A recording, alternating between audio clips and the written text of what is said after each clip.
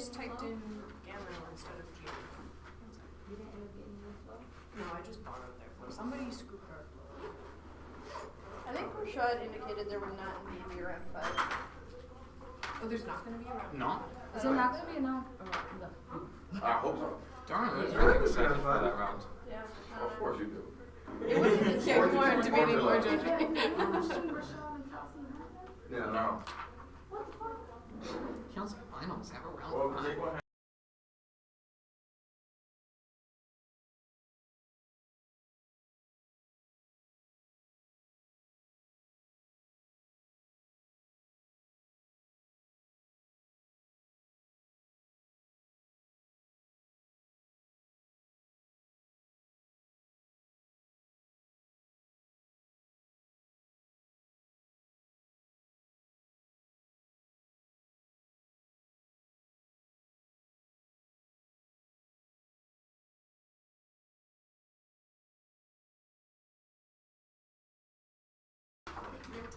Camera and mic are live. Iggy, if you want some big paper, we have some for you. Yeah.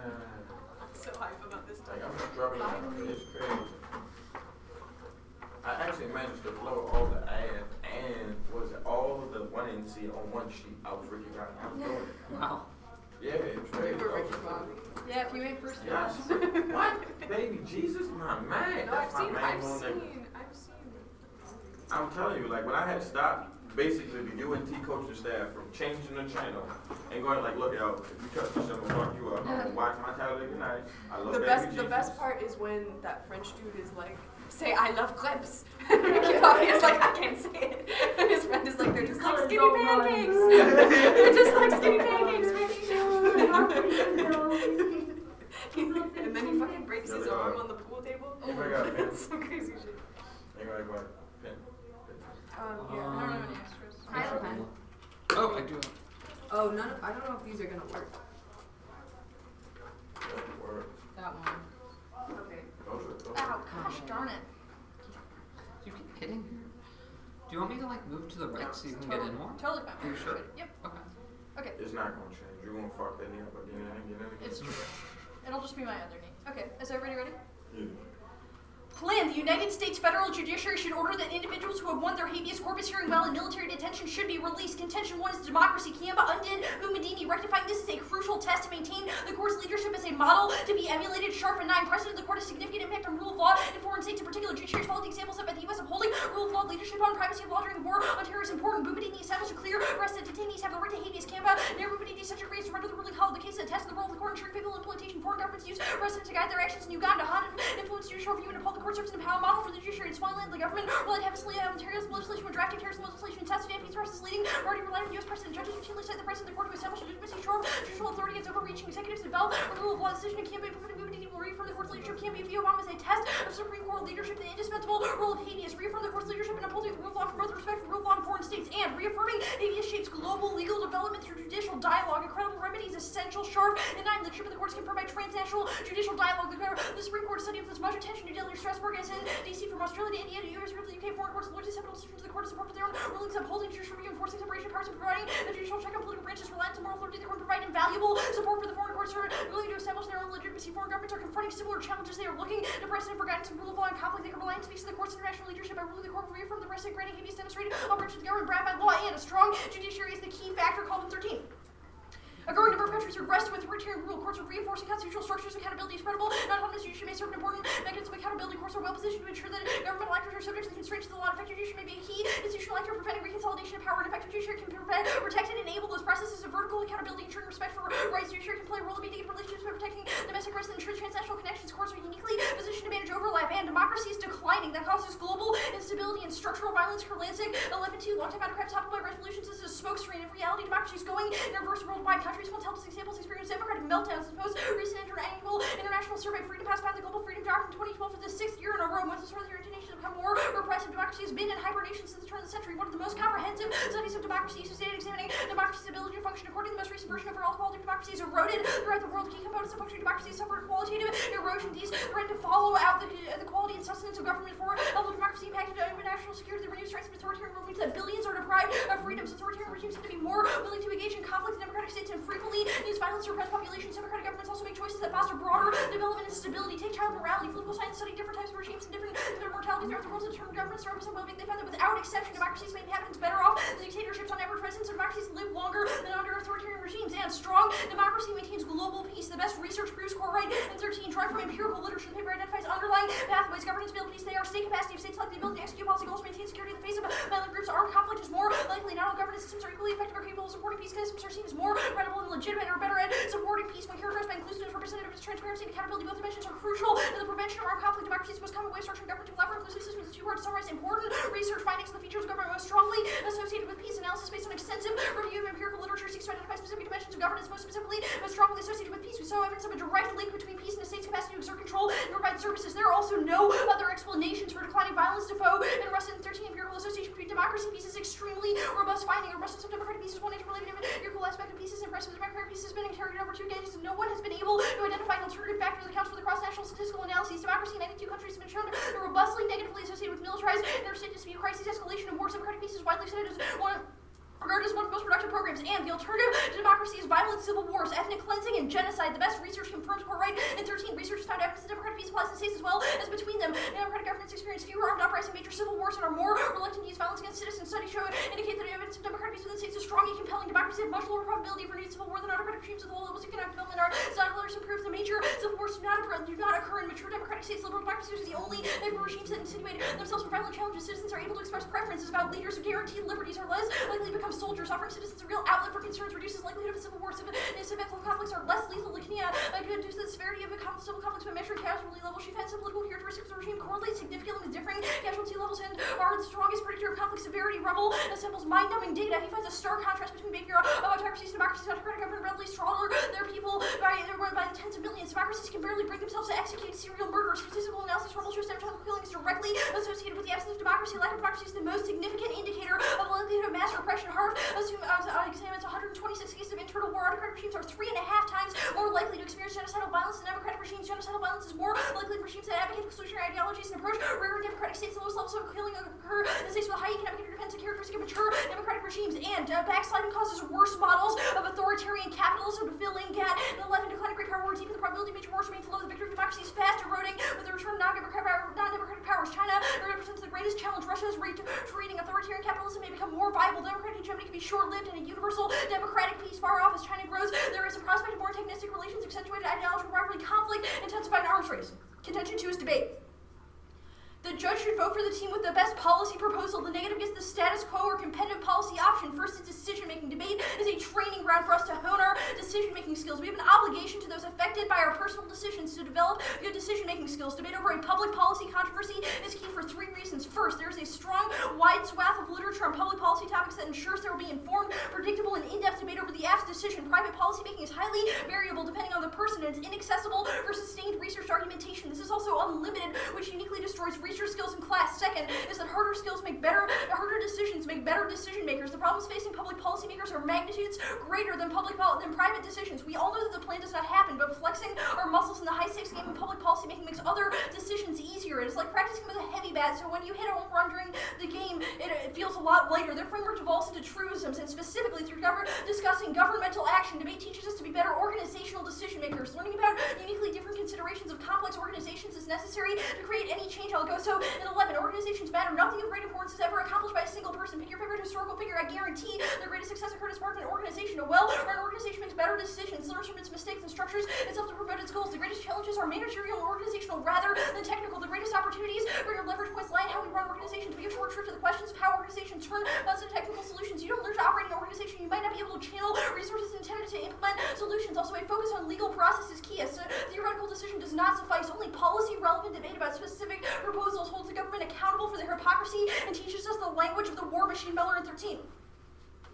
The need for scholars to engage with operations of war-specific policies involved without engagement with the reality of war. It seems that policies waging it is possible to engage the morality of war. A social critic must be involved with practice. This theory must understand the language through which war is constituted. Also, by understand the language society promotes to live by, the critic can uphold a mirror to the society to demonstrate hypocrisy. Engagement in political debate are morally necessary, as the alternative is disengagement. Engagement must bring theorists in contact with bad policymakers. Will require work that is accessible and relevant to policymakers. Policymakers will be forced to account for decisions incumbent upon theorists to ensure that the public are informed. We are especially obligated to criticize its policies and. Keep reading these cards. read the white card. Can you pull it up for me? Yeah, read one of those cards and then. Okay.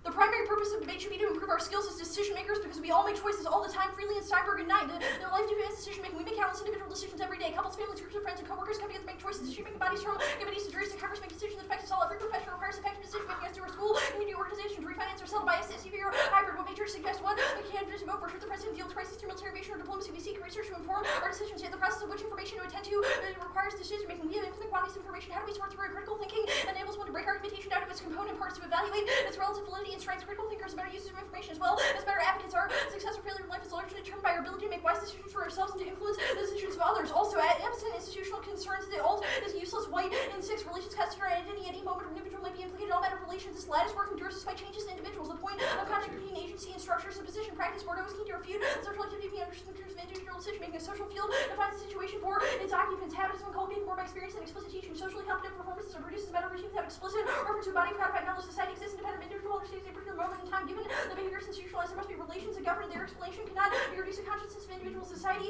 Is a complex reality that has its own laws. And debate has unique potential to change attitudes and grow critical thinking skills because it forces internal pre-round deliberation. Good and Niemeyer into the information process, deliberate process, approach by highly polarized attitudes, symbolic posturing, liberate people to act upon attitudes that happened before formal discussions. We literally orient our lives to autopilot. We come across something new, we update our running beliefs, but haven't updated. We drop the impetus for the belief into long-term memory. We easily retrieve what we think and not easily so retrieve the reasons why. That is fully funded assessment requires us to call the reasons rather than consulting our summary judgments.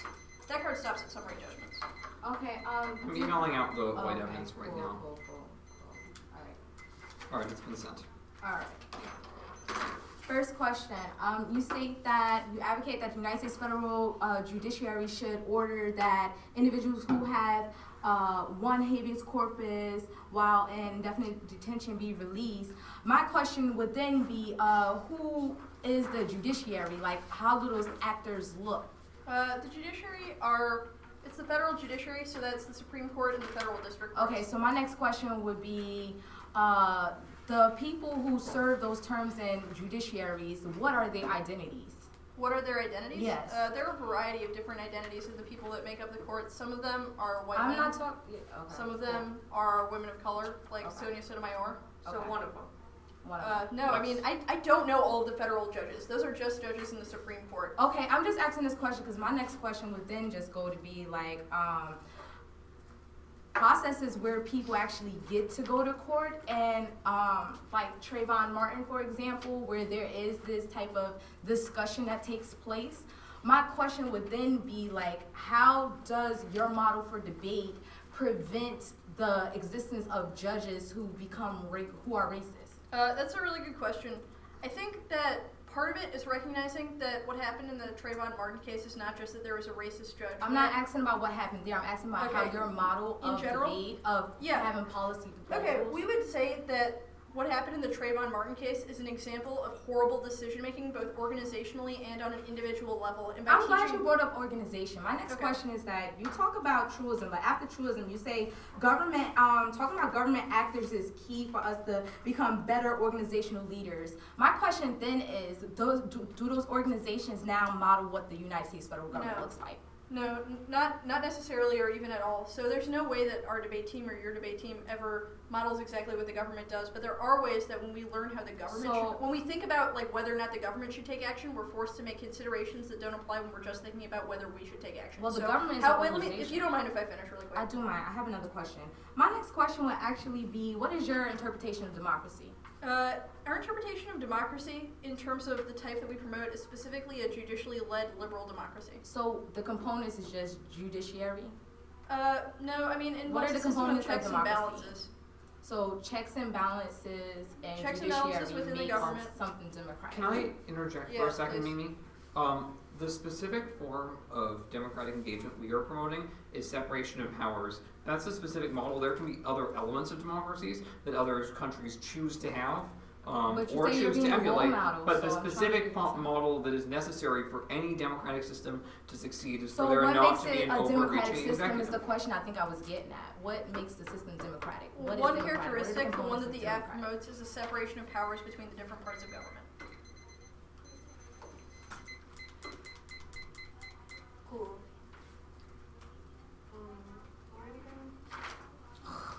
I like Every fucking almost. time.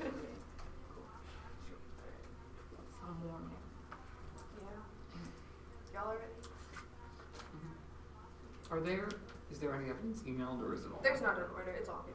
Okay, cool, thank you. You're good, Dave. Should I throw this on the separate sheet? How do you want me to do that? Do whatever you want. To give me the power. Yes. Alright. We believe you're a good decision maker. Okay.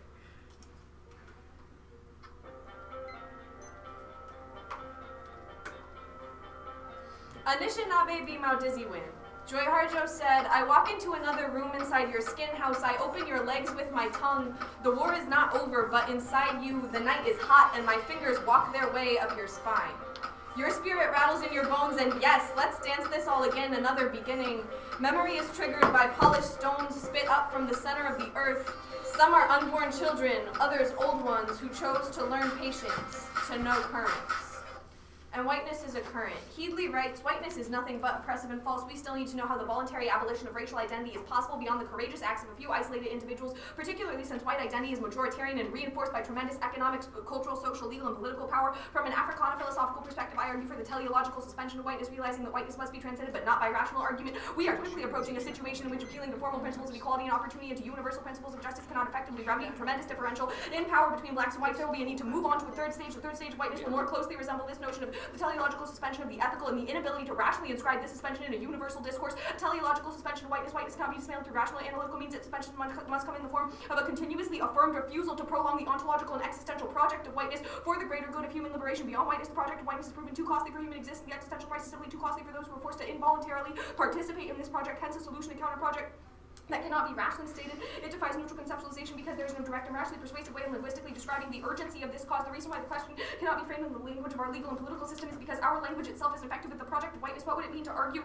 in favor of renouncing whiteness and its benefits by using a discourse imbued with the categories that perpetuate whiteness? Whiteness understood as white supremacy. It's a global system of white racial domination similar to patriarchy. Africana philosophers can call attention to racial bias language in the same manner that feminist philosophers have called attention to gender bias in language. The alleged neutral and universal notions of political discourse which should function neutrally promote racial outcomes that benefit whites. The language of liberal individualism serves as a cover for coordinated collective group interests. The goals are undermined when corrective justice is the interpretive frame because not only is the harm assumed to be finished, but the practices through which the harm has been done are individualized, confined to the ones who perpetrated it and the one who endured it. Whites can claim to be innocent and therefore in need of counter-legislative protection because they've not individually perpetrated harm. Transcending whiteness must of necessity do more than expose the secret career of whiteness in maintaining structures of racial privilege. Should also serve as an opportunity to acknowledge the affirmative possibilities of conceiving alternative social modes of being. It should underscore the realization that things can be otherwise. Moving beyond whiteness requires a radically new concept of the human, a new metaphoricity of humanity. And our framing question that you're answering is who best performatively and methodologically destroys the system of white supremacy. In this space, I'm going to make three link arguments.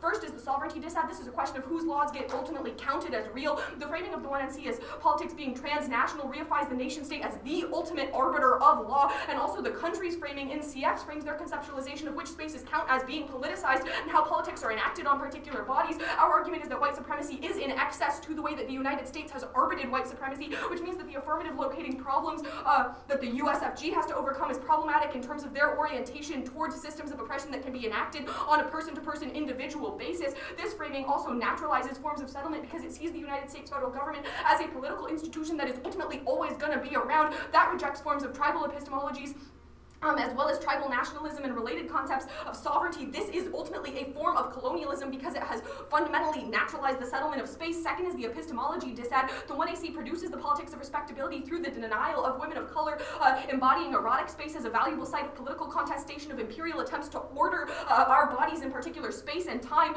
Their genocide arguments are non-unique. Genocide is happening now in Native and Black communities. You can look to the sterilization of women of color that occurs across the fucking world, which is a form of population control that happens every day. This means that their epistemic frame only begins to care about impacts of genocide when those impacts of genocide start to actually reach white people or people that white people actually value. This means that their political framing is always going to dictate how women of color are supposed to perform ourselves in order to not be dehumanized, which is bullshit and turns their decision-making arguments because their decisions are always predicated on epistemologies that are going to privilege white people and kill people of color.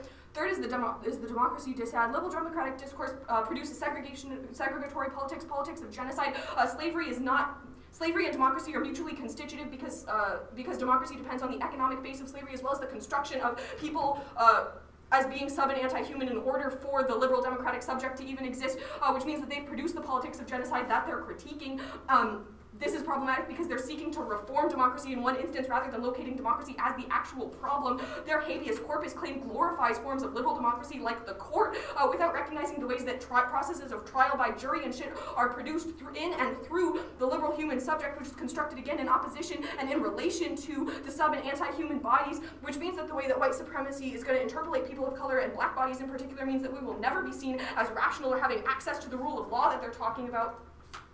Next, Kyla dances against the fantasy of modernity and modes of life. Lepecki 6. This mode of subjectification locks subjectivity within the experience of being severed from the world. The centrality of this subject experiencing his or her as being fully independent and ontologically severed from the world is constitutive of the modern process of subjectification.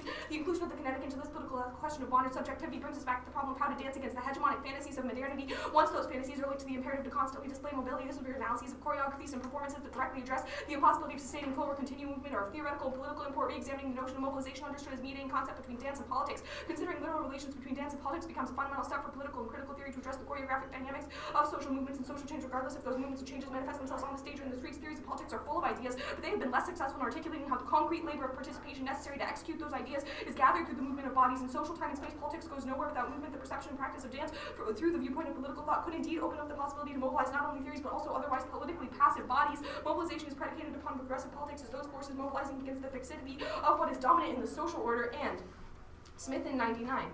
One of the supposed characteristics of primitive peoples was that we could not use our minds or intellects, we could not invent things, we could not create institutions or history, we could not imagine, we could not produce anything of value, we did not know how to use the land and other resources from the natural world, we did not practice the art of civilization. By lacking such virtues, we disqualified ourselves not just from civilization, but from humanity itself. We were not fully human. Some of us were not even considered partially human. Ideas about what counted as human and association with power to define people as human or not human was already encoded in imperial and colonial discourses. The Oriental was particularly a creation of the West based on the combination of images formed through scholarly and imaginative works. Fanon argued earlier that the colonized were brought into existence by the settler, and the two settler and colonized are mutual constrictions of colonialism. In Fanon's words, we know each other well. The European powers already established systems of rule and forms of social relations which govern interaction with the indigenous peoples being colonized. These relations were gender hierarchical and supported by rules, some explicit and others master hidden. The principle of humanity was the one way in which the implicit or hidden rules could be shaped. To consider indigenous peoples as not fully human or not human at all enabled distance to be maintained and justifies various policies of either extermination or domestication. Some indigenous peoples not human were hunted and killed like vermin. Others, partially human, were rounded up and put in reserves like creatures to be broken in, branded, and put to work. The focus on asserting humanity has to be seen within the anti-colonial analyses of imperialism, and what we're seeing is imperialism's dehumanizing imperative and the cultural life of colonial studies. From the 19th century onward, the process of dehumanization were often hidden behind justifications for imperialism and colonialism, which were cloaked within an ideology of humanism and liberalism and the assertion of moral claims which related to the concept of a civilized man. These moral justifications did not necessarily stop the continued hunting or continued ill treatment of different indigenous peoples even today. And embodied justice is always spatial and therefore instrumental to producing an unsettling space. Goman 13. Embodied geographies become pivotal to addressing decolonization projects. Native feminisms can play a major role in our thinking about the connection between land, individuals, and construction of nations. Bodies that are differently marked, whether through race, gender, sexuality, or nationality, articulate differently in different spaces. As native bodies travel through various geographies, they are read differently and thus experience lived realities that are constantly shifting. The body never exists outside of space and is connected to other indicators that are used to relegate power. For indigenous people traveling through colonial and imperial spaces, the body can be hypervisible as the abnormal body and at times hyper-invisible as it becomes spatially disjointed from the map of the nation in both physical and mental imaginings. As Foucault's work with space and the body indicates the state and citizen subject roles that come into being also had to perform a self-regulating mechanism in a field of surveillance. Instead of ingesting the norm of immobile native women, we open up the possibility of remapping the Americas as indigenous land, not only by rethinking dominant disciplining narratives, but also critically examining how we have become a self-disciplining colonial subject. And this site is a place for resistance. Smith 99. In a decolonizing framework, deconstruction is part of a much larger intent, taking apart the story, revealing underlying text, and giving voice to things that are often known intuitively does not help people to improve their current conditions. It provides words, perhaps an insight that can explain certain experience, but it does not prevent someone from dying. Indigenous communities have quite valid fears about the further loss of intellectual and cultural knowledges and have worked to gain international attention and protection through covenants on such matters. Many indigenous communities continue to live within political and social conditions that perpetuate extreme levels of poverty, chronic ill health, and poor educational opportunities. Their children may be removed forcibly from their care, adopted, or institutionalized. The adults may be addicted to alcohol as their children are glue, and they may live in destructive relationships which are formed and shaped through their impoverished material conditions and structured by politically oppressive regimes. While they live like this, they are constantly fed messages about their worthlessness, laziness, dependence, and lack of higher order human qualities. With these sorts of social realities, questions of imperialism and the effects of colonization may seem to be merely academic. Sheer physical survival is far more pressing. The problem is that constant efforts by governments, states, societies, and institutions to deny the historical formations of such conditions have simultaneously denied our claims to humanity. Marked at humanity. Okay. So your Headley card talks about whiteness as a majoritarian project. What does that mean? The argument is that Headley is talking about is that even when white people mobilize a language of liberal individualism or have posited themselves as individuals, white people are still this enacting a process, form of collective politics. particularly since white identity is majoritarian and is reinforced by tremendous economic, Right, it's social, because legal white power. people have control over definitions, which is what makes Okay, that identity I get you. So it's about how majoritarian. whiteness reifies its own control through majoritarianism. Sure, yeah. Okay, so what does dancing do? The space is now unsettled. What happens after we all leave? This just reverts to a normal classroom at Irvine. What has your active decolonization done for the long term? I think the way that you're I think framing you're that right. question is sort of already problematic, right? Okay. Because what you've asserted is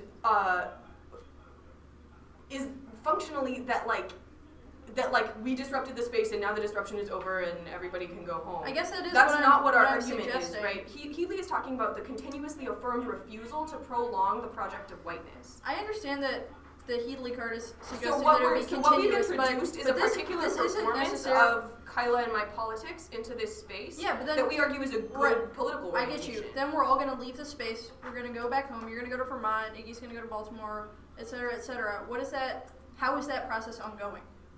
Because we keep doing it. Okay, that's fine. How are you able I to... don't understand why you're confused. Alright. The end of the Headley card says that moving beyond whiteness requires a radically new concept of the human, a new metaphoricity of humanity. What new concept of the human does the alt suggest? Well, I can't claim that Kyla and I got up and reinvented the human. What Okay, we've so done, you're unable to move what I beyond did. whiteness. Well, hold on a sec, sweetie.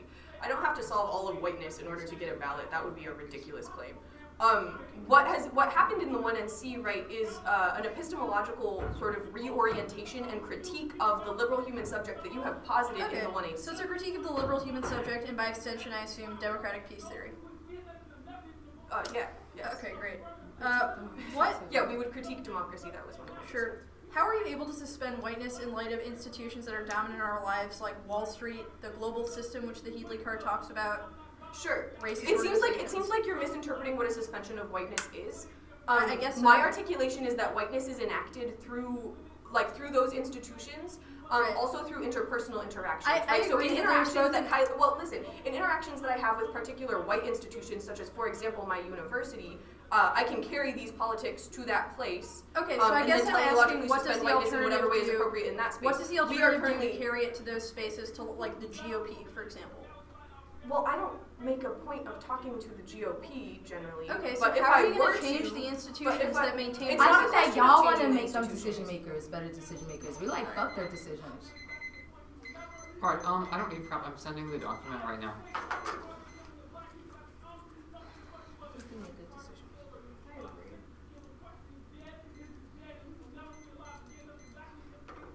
I'm just gonna yell. It's like whatever we debate I'm next gonna say to. black, insert black and more black. Yell. I'm like, I wonder did that sound like that's debated like yell, black, blackity, black.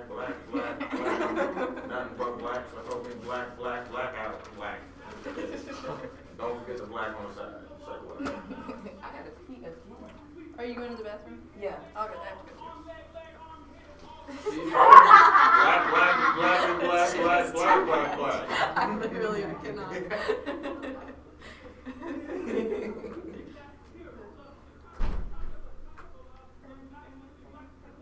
I want to say black as many times as possible. And black. Everything I say out of my mouth is black, so help me say black again.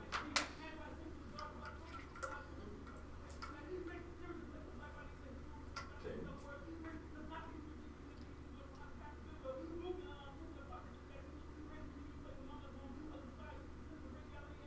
I hate when the bass do that. It's you make the noise like you're going fast. Hey, but you're not going nowhere. You sound like one of those little pop folks. Like you gave like a voiceover to like a paper airplane. Right, it's like the sound.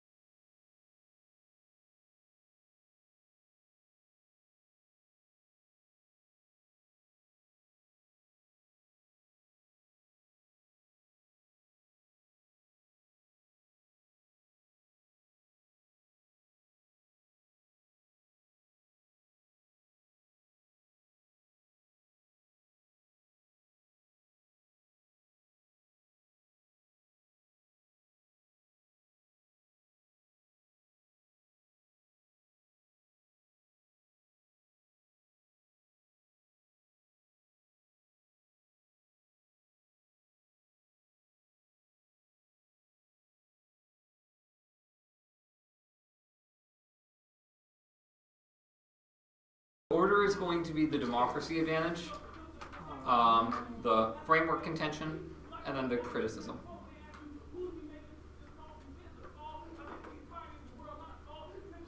Is anybody not ready? Yeah, actually. Okay. Awesome.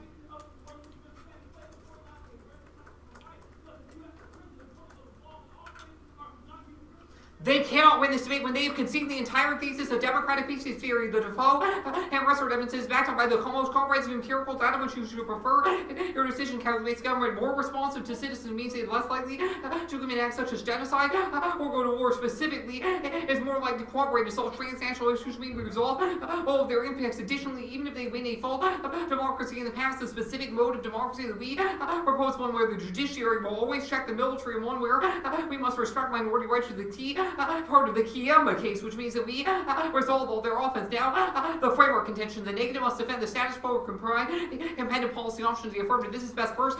Decision making may teach us to be better decision makers that are transferable to our lives and inform how we vote, understand the world, and interact with others. Talking about policy is key for 3 reasons. A is heavier bats. We should talk about issues bigger than ourselves because it makes it easier for us to make our own decisions, just like basketball, baseball players use heavier bats. B is mutually accessible. We can't debate or research personal experience. Only our form of debate ensures a model of informed deliberation the better improved skills. C is predictability. We came prepared to debate the resolution's proposition. There are the infinite number of criticisms of the speaker that do not respond to the resolutional question we are prepared for. Their model dilutes both the amount of debates and research on this type of deliberation, which Gooden and Nymeyer say hurts our ability to have information processing critical thinking skills. Second, organizations' institutional concerns like implementation, funding, authority, etc. can only be gained by talking about federal policies of parallel. They conceded the anecdotes to evidence. The only way to effectuate real social change is working within organizations that mobilize collective action. Third is institutions. They have conceded an inevitability argument. The white evidence says institutions are embedded in the social fabric. Means it's only a question of learning to engage them specifically.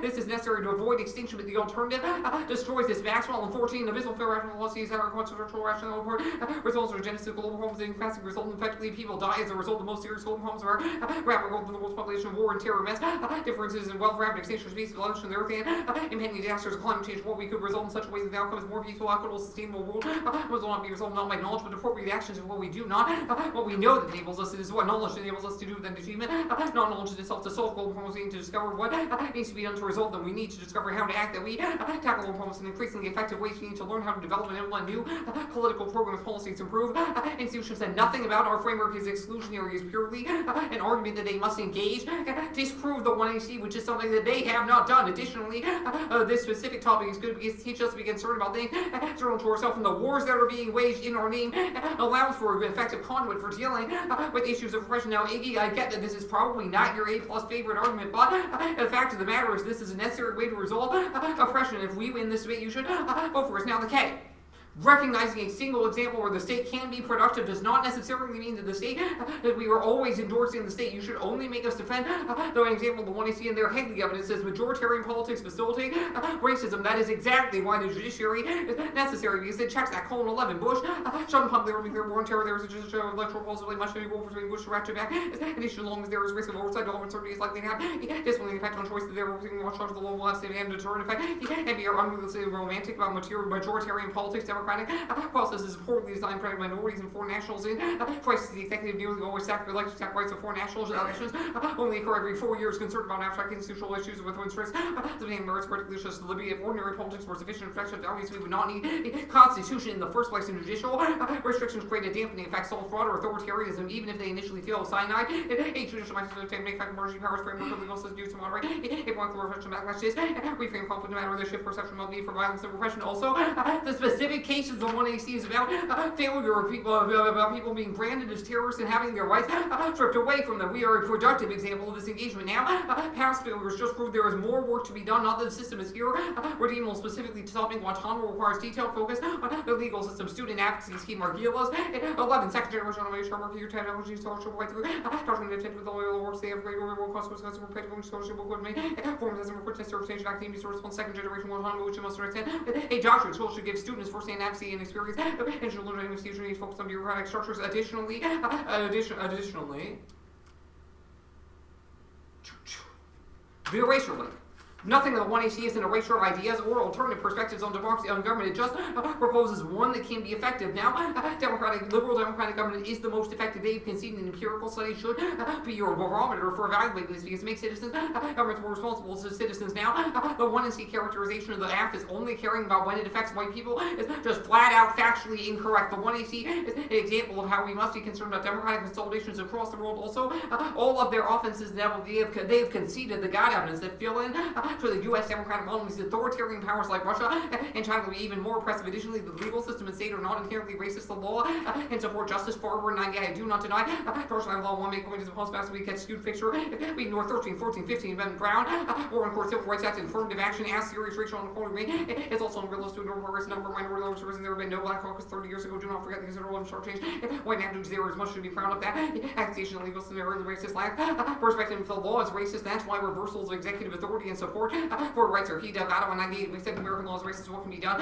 I don't think that is a theory or pessimistic view. One ought to make reasonable measures. One ought to wear safety belts. It's on this call for not giving up. It requires all the efforts to make sure society that we can be now their democracy like was answered above on the case on democracies can lead to sustainable revolutions. Heading in 95 challenge the existing order potential change organization for the activity openness and procedure for administration to social change are preferable to violent change in theory. Diagnosis of social reform is radical ideology revolution often catastrophic revolutionary programs can avoid unleashing terrible forces of destruction in the face of the world. Any conditions of every revolution brings to the resurrection of most savage generation of the state frightful social world is too complicated to accommodate clear prescription global form attention to ambiguity is anything but defense of the existing order and their evidence about democratic peace constructs a straw person argument. Our specific theories are rooted by global empirical examples. They do not assume an only democracy can solve their impact to prevent social and political control. Hated in 95 there is one act worth promoting democratic discourses station narratives when claiming to political power democratic agonistics will right to continue with checks and balances. Such concentrations cannot avoid problematizing only marginal resistant political power pricing. Easy transition to absent democracy is easier for the state to deny rights to minorities for rights and forward the situation human rights is likely to get worse political rights reasons are weak non-systems ordering really use their discretionary power to right new opposition rights in the strategy goes beyond broader action against political freedom properly control we use to shut down opposition voice including human rights advocates the longer low traditions historical and justified some practices and threatened by also alien demands the opposition lacks authoritarian regime may initiate international conflicts in order to drive global attention away from political and economic difficulties undermine their legitimacy and liberalism is the most ethical outlawed and I not only meet the other but also the third by efforts toward more justice maybe even necessary for a human life at the moment where we have more than one another we understand we need to make efforts to understand the situation of the really know when it's just the tax the economy is serving justice as always one more way of experiencing this representation the other cannot directly be transferred to social reality I must perform a transformation mercy of justice I need detailed knowledge each particular situation the economies and economies security facts that's it only still can be expressed as long as we have specific needs but mine then can I instead of acting for myself additionally permutation do both that result all of their links which are purely links of omission or demand for hate peace is good because it stops extermination. Don't bother with that card. I'm not going to bother with that card. card. Read the taunt card. Okay. I'm going to read one before that. Okay. Pragmatic coalitions are key to effective one on 97 awareness the need for a strong transnational coalition. We've seen examples of surgeons who pretend to be pragmatic coalition around whites and racially defined minorities or organizing whiteness if races constructive coalitions should recognize that these are not either or matters and all or nothing solutions fail small reforms or keep right to step envision utopias concerned with viable national alternative to body and the historical conversation depends on total steps in body all or nothing of last point to be adopted reforms demonstrate virtue of full transformation against the capacity for action increasing the ability to push forward. There is also no blueprint to the one AC or the one NC for the alternatives methodology to achieve change their focus on personal narratives causes political inaction makes performance of palliative perpetuates the school John and 5 coaching cultures who want to format therapy enables an action open and parts of the worst resolution is supposed to emphasize self or structural impediments therapy offers constellation but with social change politics impoverishment isolation structural life actions or stories of becoming low pace results in the private sphere performative race talks have little room for productive arguments such overtension statistics on discrimination aggregation contains personal leader responsibilities being relieved for some private burdens by fouling public media and thoroughly conventional or being act if watching the extensive group the same is to get rid of responsibility and doing nothing to solve it. That means this is a trade-off to they provide fuel to the fire taunt find food and all the views of those through a personal lens it should generate money in action to aim soft representation with self-expression representation outside of paradigms to Trump talking years to search for solution by hacking cathartic talk is sufficient solution but it's structural not merely personal self-help provides cover for ignoring structural dimensions social problems also offering be psychological rather than based in real material circumstance stable and status quo. So you read this piece of Farber evidence that basically says that progress has been made and then cites the emergence of the black middle class as the indicator that progress has been made. Why is that in any way true or has in any way resolved racial oppression in this country? It hasn't resolved it. That was not our claim. The farther evidence says that when you look, you can find a correlation between these legislative and judicial enactments and an increase. That is not in any way, shape, or form Sorry, say really quick. It doesn't use the emergence of the black middle class as the signal, the key signal that now things are equal, but it's a sign of ongoing equality. That's one of many things. And integration. Yeah, Insights. and the end of and the end of legalized segregation. End of legalized segregation. Cool. That is not to say everything is perfect, That's but fine. it says that democratic institutions are able to reduce issues no, you know what? and That's problems. okay. So since you're super into empirics and stuff, empirically, when has white supremacy been resolved via democracy? Like I said before, our argument wasn't resolved. Also, empirically, when has any alternative made any inroads into resolving this? The app is a conduit for, is a mechanism for making things better. So, all right. Please so don't then call you me make. that. Okay, cool. I won't. So then you make this permutation claim. What is the permutation? The permutation is to endorse the app as well as your alternative methodology. That resolves the majority of your erasure links, as well as the arguments that we don't consider alternative. I don't understand what that forms means. of Is the governance. perma coalition? What is the perma? You say perm do both. So is Yeah. do both like endorse our We can proposal endorse and both. yours? Yeah. We can endorse both methodologies. There's nothing incompatible, especially when the majority of the 1NC links are purely about erasure or failure to talk about one issue, which is just a link of omission.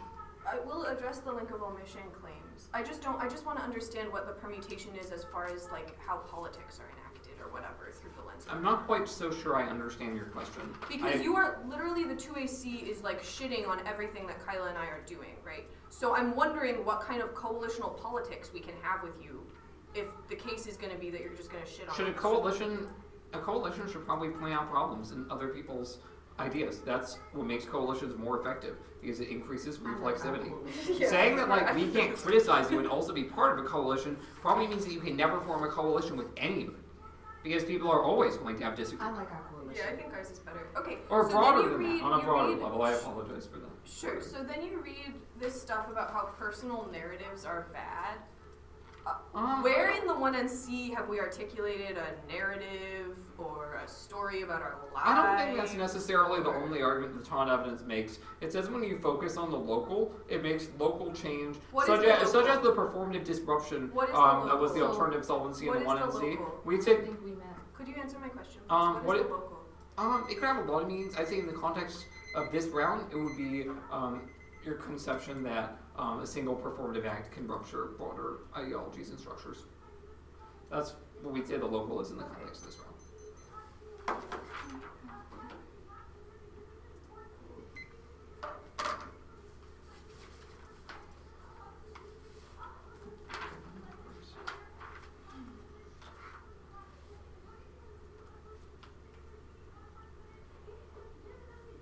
I prefer if you not look over my shoulder while I'm prepping. Chill. Oh, I'm sorry. Yeah.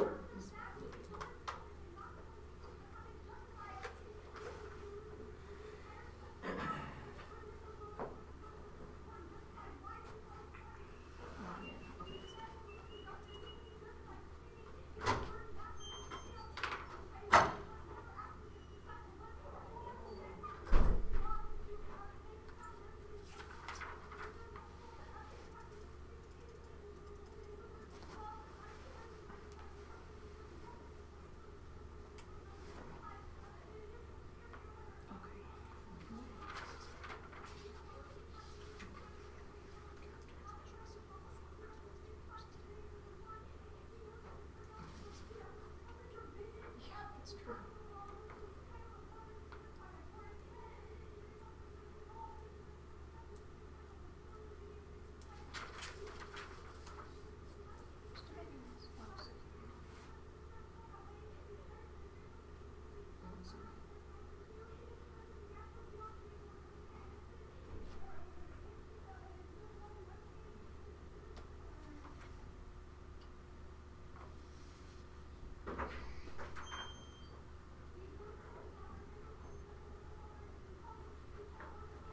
It wasn't open.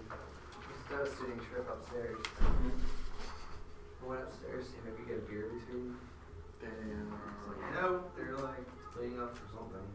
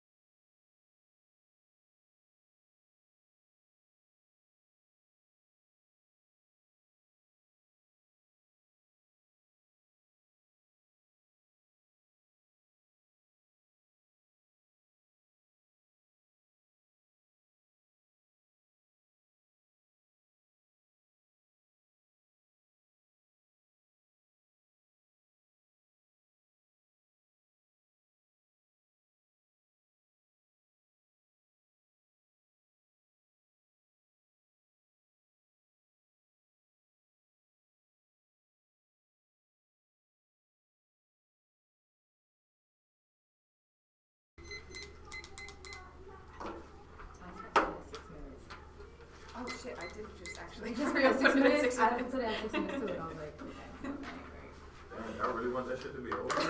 Oh, wow. Just gonna cut 3 minutes on It's clearly.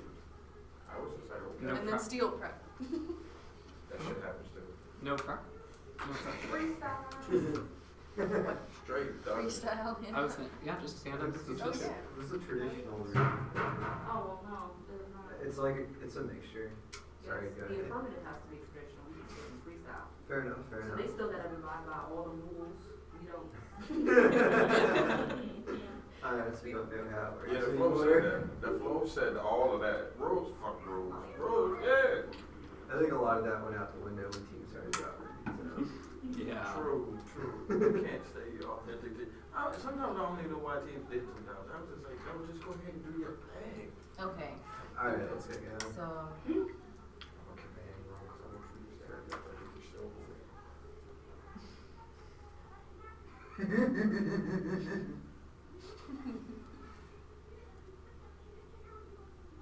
first off, the team probably functionally misunderstand what coalitions means in the first place, and especially in a world in which they're contradicting their position on a couple of levels in the poll. First, we have 3 links that are completely conceded coming out of wrong. First is that our interpretation of what society looks like is right now it's a slave state. This is their misinterpretation of what sovereignty means and how our bodies on a political level is actually affected by the interpretation of what indefinite detention looks like for us. Indefinite detention looks like for us is segregation. That's B-more. That's what B-more looks like for Iggy. That's what North looks like for me. This is what those particular identity, those spaces, those geopolitical spaces are racialized to contain us, to keep us away from society. That's the indefinite detention. That's what we're talking about, the geographical location. That's why we have to embody our politics at a personal level to understand how our bodies are actually interacting in space and time. This is what becomes problematic when they actually ask for the advocacy of a judiciary, which means that our medical asses will never be the ones who get to decide what indefinite detention looks like or what indefinite detention is and what type of actions actually occur in court. Now, the second argument that's going to come out is the argument about democracy. Democracy is paradoxical. The argument is that democracy is interdependent with slavery because slavery depended on the economic base of the ladder, but not only that, there is the economic base of the ladder, but also determined. It also was based off of the determination of the liberal slave rate, which is another component of the argument that they actually conceded in the world in which they are articulating for this coherent notion of decision making, and also conceded simultaneously that the little people don't matter, that the personal politics don't matter. This is where they actually are leading to the Cleveland evidence that talks about how they are the politics of the white majoritarian, that their language is always going to be a coordinated collective group. It's the rest for the liberal individuals. So there's racial bias in their language, and there's fucking gender bias in their language at the same time as well, in the world in which they do not understand how their complicity in that system by using this type of neutral formal appeals to justice and inequality will always lead to us not ever actually get to the material realities that our asses get fucking footnoted under the assumption that we are actually benefiting from this ideal notion of democracy. Now, third argument is the courts. The argument about the courts is the question of even when we get trials, every time we get to the courts, we are never the ones who actually get any type of justice. When they say justice, they mean just us, and I really mean that shit. Our argument is that our performance of the destruction of white supremacy within the debate space is that redeterminant of justice for us. That is the idea of the coalition. The coalition does not have to be something that they are, the coalition that they are calling for is going to be instant and permanent. Second of all, our interpretation of coalition is necessarily better because we come from 2 different positionalities within the space that have 2 different relationalities to the discussion of democracy, the discussion of indefinite detention, the discussion of those relationships to those particular spaces and those bodies, and the complexity of the relationship of how we navigate modalities of survival within the margins of resistance. Now, we have a unique controlling of the implication and around the world in which they say that absent acting their plan, at least the extinction. This is problematic because our interpretation of democracy means that society's white supremacy's interpretation of democracy ensures the extinction of people of color. This is basically what our analysis is basically coming down to. Now you can look. Here's some evidence. The denial of the ongoing genocide of Native Americans not only dehumanizes, but it also denies the actual history of the United States. That history is based on extermination ever since 2014. With genocide denied, dehumanized mechanisms in place during the actual genocide actions forward in history, ensuring that the genocide continues in perpetuity long after the physical killing has been done. When we remember genocide, so in terms and metaphors invented by the perpetuators was that European settlers in North America who invented the concept of the Indian label these people as one coherent group opposed to the peoples of Europe. This not only denies the historical actuality of North American societies because the advent of the United States, but it makes the category of India a real category that hides the full scope of the cultural and physical destruction on the Native American continent while concretizing the identity of what it means to be American. These binary identities seem the connotation of the savage versus civilized word concretized within the context of the colonial and settler society that explicitly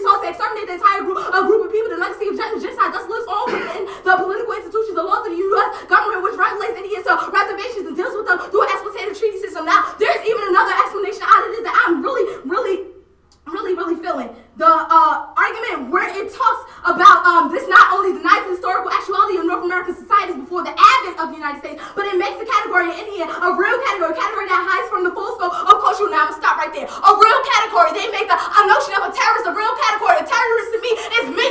That's what a terrorist is in civil society. This is what becomes problematic because their claims for judiciary, the decision makers already assumes that me right now, the way I exist, is not as good adjudicated me. That me is the way I exist right now, even when I'm even evaluated within the scope of any type of particular space that they claim to actually benefit me will only recreate those organizational structures that I was given at cross sex when I say when I modeled the USFG. What does that look like when we went to the civil rights movement? What does that look like now? We are in like a worse position. Look at 90% of the demographics of who are actually in prison. This is the new type of form of definite decision. That's still the economic base ladder of democracy. Slavery is still also a fungible imputability of the representation and misrepresentation, overdetermination of what the liberal subject means at the expense that we always gonna have to experience the brunt of the stick. Now that's a unique reason why you're gonna go against them. Now I'm gonna go down to the eroticism as far as the framework goes. First off, securing the safe white spaces of debate is establishment's goal. Judges, directors, and coaches act in a manner that approve the goal of diversity while simultaneously rejecting the methods of the oppressed. This rhetorical strategy allows these oppressors to maintain normative order. Going for our methods is an aggressive act that disrupts the establishment at its structure. This rebrings 2008. The policy debate community's response to the project is complex. The community does not engage in a simple rejection of the Louisville's debated critique of traditional debate practice. In fact, in general, the policy debate community tends to agree with the goal of the project, which is increased meaningful black participation in policy debate. Yet the community does disagree with Louisville's method for attempting to reach that goal. When a majority group agrees with the goal of minority group attention, attempting to challenge current constructions of power, but disagrees with the methods of direct action by which they engage in that challenge, we must question the nature of the commitment to the goal itself. The establishment may not directly confront the protesters or position themselves in opposition to their interests. Instead, the establishment may engage in rhetorical strategy that allow them to maintain normative order while appearing to be supportive of the goals of the protesters. The establishment does not react with aggressive force, for to do so would only serve to threaten the support base for the protesters. Instead, the establishment engages in a rhetoric of benevolence while simultaneously attempting to maintain order. This is necessarily the performance of the affirmative because they're articulating this idea that we need that they need to have a competitive policy option versus this form of alternative. This type of stylistic normative debate is actually going to be problematic because we're actually critiquing the notion of the normal behavior of we're critiquing the notion of the liberal subject. Second of all, we're critiquing the notion that that their interpretation of democracy resistance relies on the acceptance of slavery. And third, we're critiquing their notion that the courts can provide any type of benefits for the black and red bodies and brown bodies in these spaces. Now, the erotics comes to play in a world in which Lepecki evidence also will intersect in this because the Lepecki evidence is basically talking about that the modernity's emblem is always this continual flow of movement to reproduce a certain type of future that actually reproduces the continual flow of that movement. Now, modernity's emblem may be movement, but what determines modernity is the notion of the liberal subject. Now, our argument is that their performance would be a reproduction of that continual flow of movement of what the liberal subject means. So this policy still falls into play to reproduce a future where that it still benefits whites, and that is what actually becomes problematic. So the performance of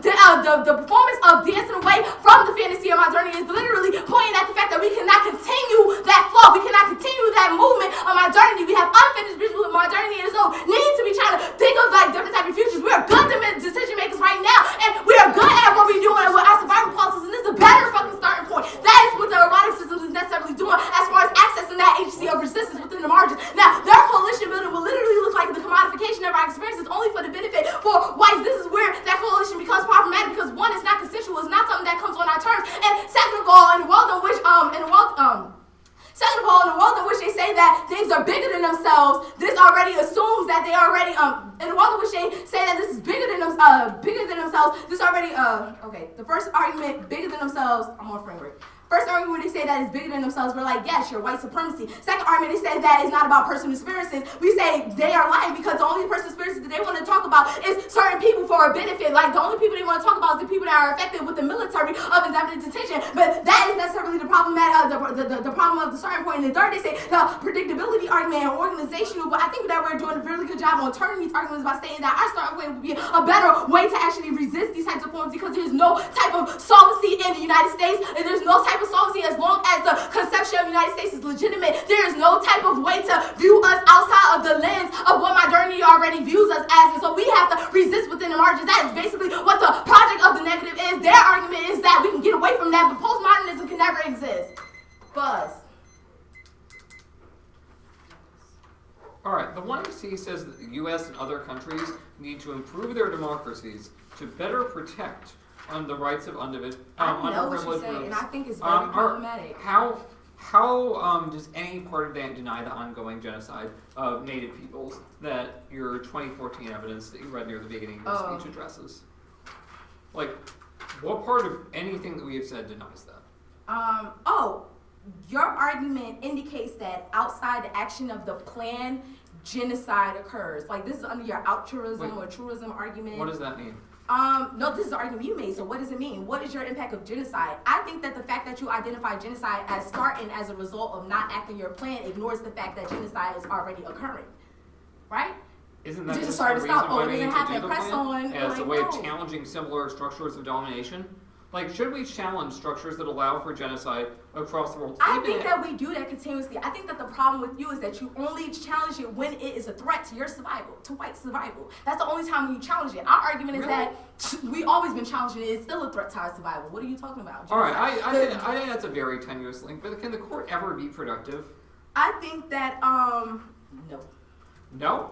So, like, Connecticut v. Griswold, a case that legalized contraception for people and pissed off a bunch of angry I don't know if right-wing we want to talk people. about contraception given the offense I'm about to deal with. I think that if you want to talk about, like, oh my gosh, there's Can a it- future that's better, I'm saying that as long as society still views the white male, the white as being that Sure, but rational court human, cases that that human result- subject, we will still be viewed as savages and slaves. We're saying that that is problematic. We're saying, second of all, there's hypersexualization that occurs. Third of all, I feel like this is not answering my us question. accepting that. Should the court have ruled in Brown v. Board of Education that schools need to be desegregated? I think let's go on two levels. First off, the type of court you're talking about is a court that orders the military to do something. The last time I saw the No, military, that's actually not true. I think that was You're an talking explanation about of the 2AC. It was like, No, that's just that's wrong. Okay, let me go to my flow then, since that's wrong. But I'm asking though, should Yeah, the you court have made that said, ruling? you said democratic peace theory, more responsive, will democracy in the past, judiciary check the military. Should the court have ruled So the that judiciary schools tells the need to be military what to desegregated? do. Yeah, it's like the Supreme Court telling the military needs to change the effed up shit it's doing. I remember the Trail of Tears, and I remember like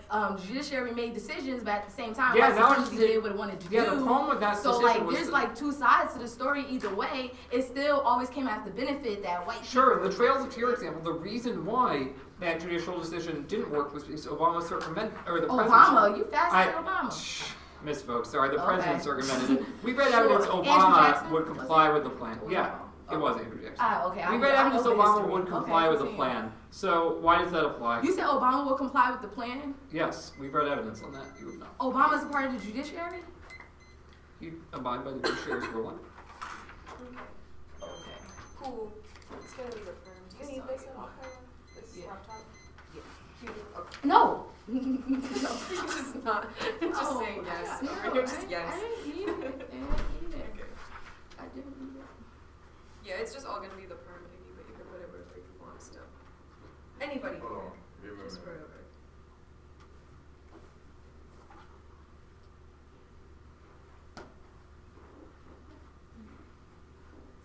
Do you really need a computer? I was just gonna put up my shit, but it's Okay. fine. Did y'all want me to text? Yeah, those-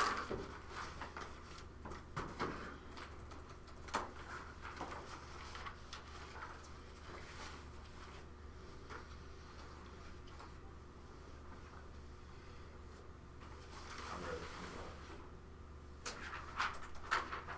Y'all are good? I'm ready. No, you're fine. You're good, pal. Alright.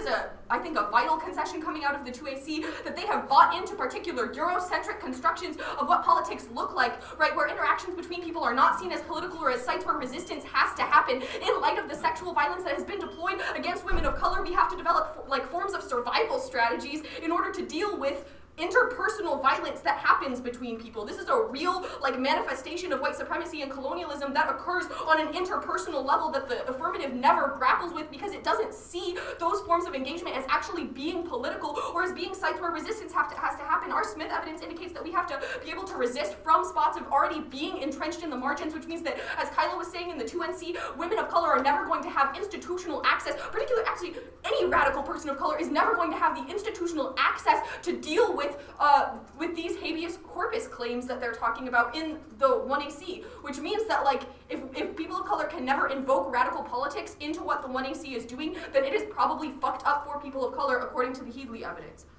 Also, there's this sovereignty disad, which indicates that their political orientation is always going to be towards white people because they have already produced questions of whose laws ultimately get counted as real. All of their country's framing, or their framing of the USFG, their framing of what counts as transnational, has already disavowed the sovereignty of native nations and tribal epistemologies that exist in the context of this space, which is again what frames their conceptions of which spaces even count as being political. The argument is that white supremacy is an excess to the United States federal government, which means that their affirmative can never, and the permutation can never effectively grapple with the structure of white supremacy because their political orientation has precluded them from doing so. Fifth is the Lepecki and Goman evidence, which both speak to the need for embodied politics in order to resist the imperial order of modernity and modernity's attempts to order particular bodies and space and land and time and basically everything in order to fragment people of color. Their attempt to embody our politics is the result of their fetishization of our bodies, the assumption that everybody can be native, or that everybody can be black, or that everybody can have some kind of understanding of how Kyla and I are interpolated in particular spaces. This is problematic because they do not exist in our bodies, rather they exist. Well, we don't even really know what bodies they exist in because they have failed to identify themselves, which indicates that they have abstracted the USFG that they are talking about from the actual people that have to navigate those structures and laws that currently exist, which is problematic and a form of embodied disavowal of the bodies of people of color that ultimately results in, that's the next disad. Sixth disad is that the permutation is just actually white people infiltrating our politics, and that shit is fucked up. That's COINTELPRO, that's the FBI infiltration of the American Indian movement that killed Anime Akash, that's white people who told everyone where the Lakota people live so that they could come to kill us and kill all of the bison. This is, the permutation is fundamentally, white people taking credit for the shit that we do, being your shit is, actually, not even your shit is good, but we could do your shit too. Your shit is shitty, but we could do it. And then we're going to use it for our own utility, right, in order to get this ballot. Okay, and then this contraceptive stuff, that was so okay. So contraceptives, right, are literally developed through processes of sterilization of women of color. All gynecology is developed through experimentation on black women, on 3 slave women, Anarcha, Betsy, and Lucy. So their articulation of contraception as being a reason why forms of political infrastructure can somehow resolve things for people of color is literally the continuation of that disavowal of people of color, of the disavowal even of the violence that white people do to people of color in order to benefit from it. This is exactly the shit that I'm talking about when I say that white people are taking credit for the work that Kyla and I have put in, for the immense amounts of research that we have put into this articulation. Now contraceptives get celebrated as something that is good for white women, as something that's good for all women, but we all know that that means just white women. So, at the point where white people can experiment on people of color and do fucked up shit to us, and then claim it as somehow being liberatory for a particular group of people, this is the enactment of the permutation. So any of their further claims to say that they have somehow produced some kind of liberatory politic or that they can resolve white supremacy, that is all already framed through the disavowal of people of color. That is the enactment of white supremacy. I'll take a second.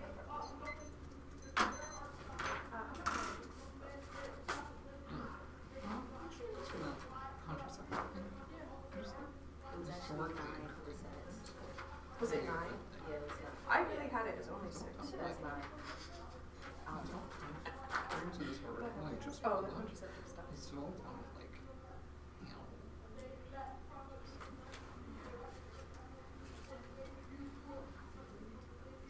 Donut on show.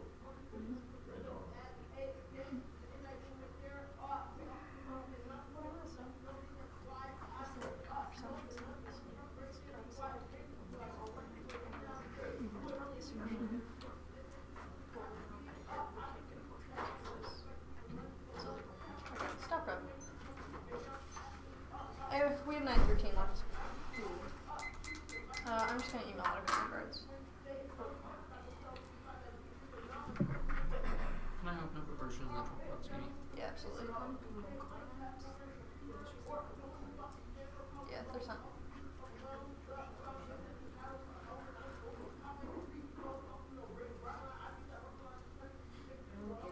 Oh, we're not even connected to it. I don't even know what to do. Is there a flash drive over there? Do you want us to get that too? I have a question. Think about it. The last, like, this You last come time, here and look at mine and put the other page up, but Thank you.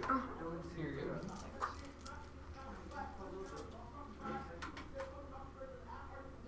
yeah, I've been trying to bounce around.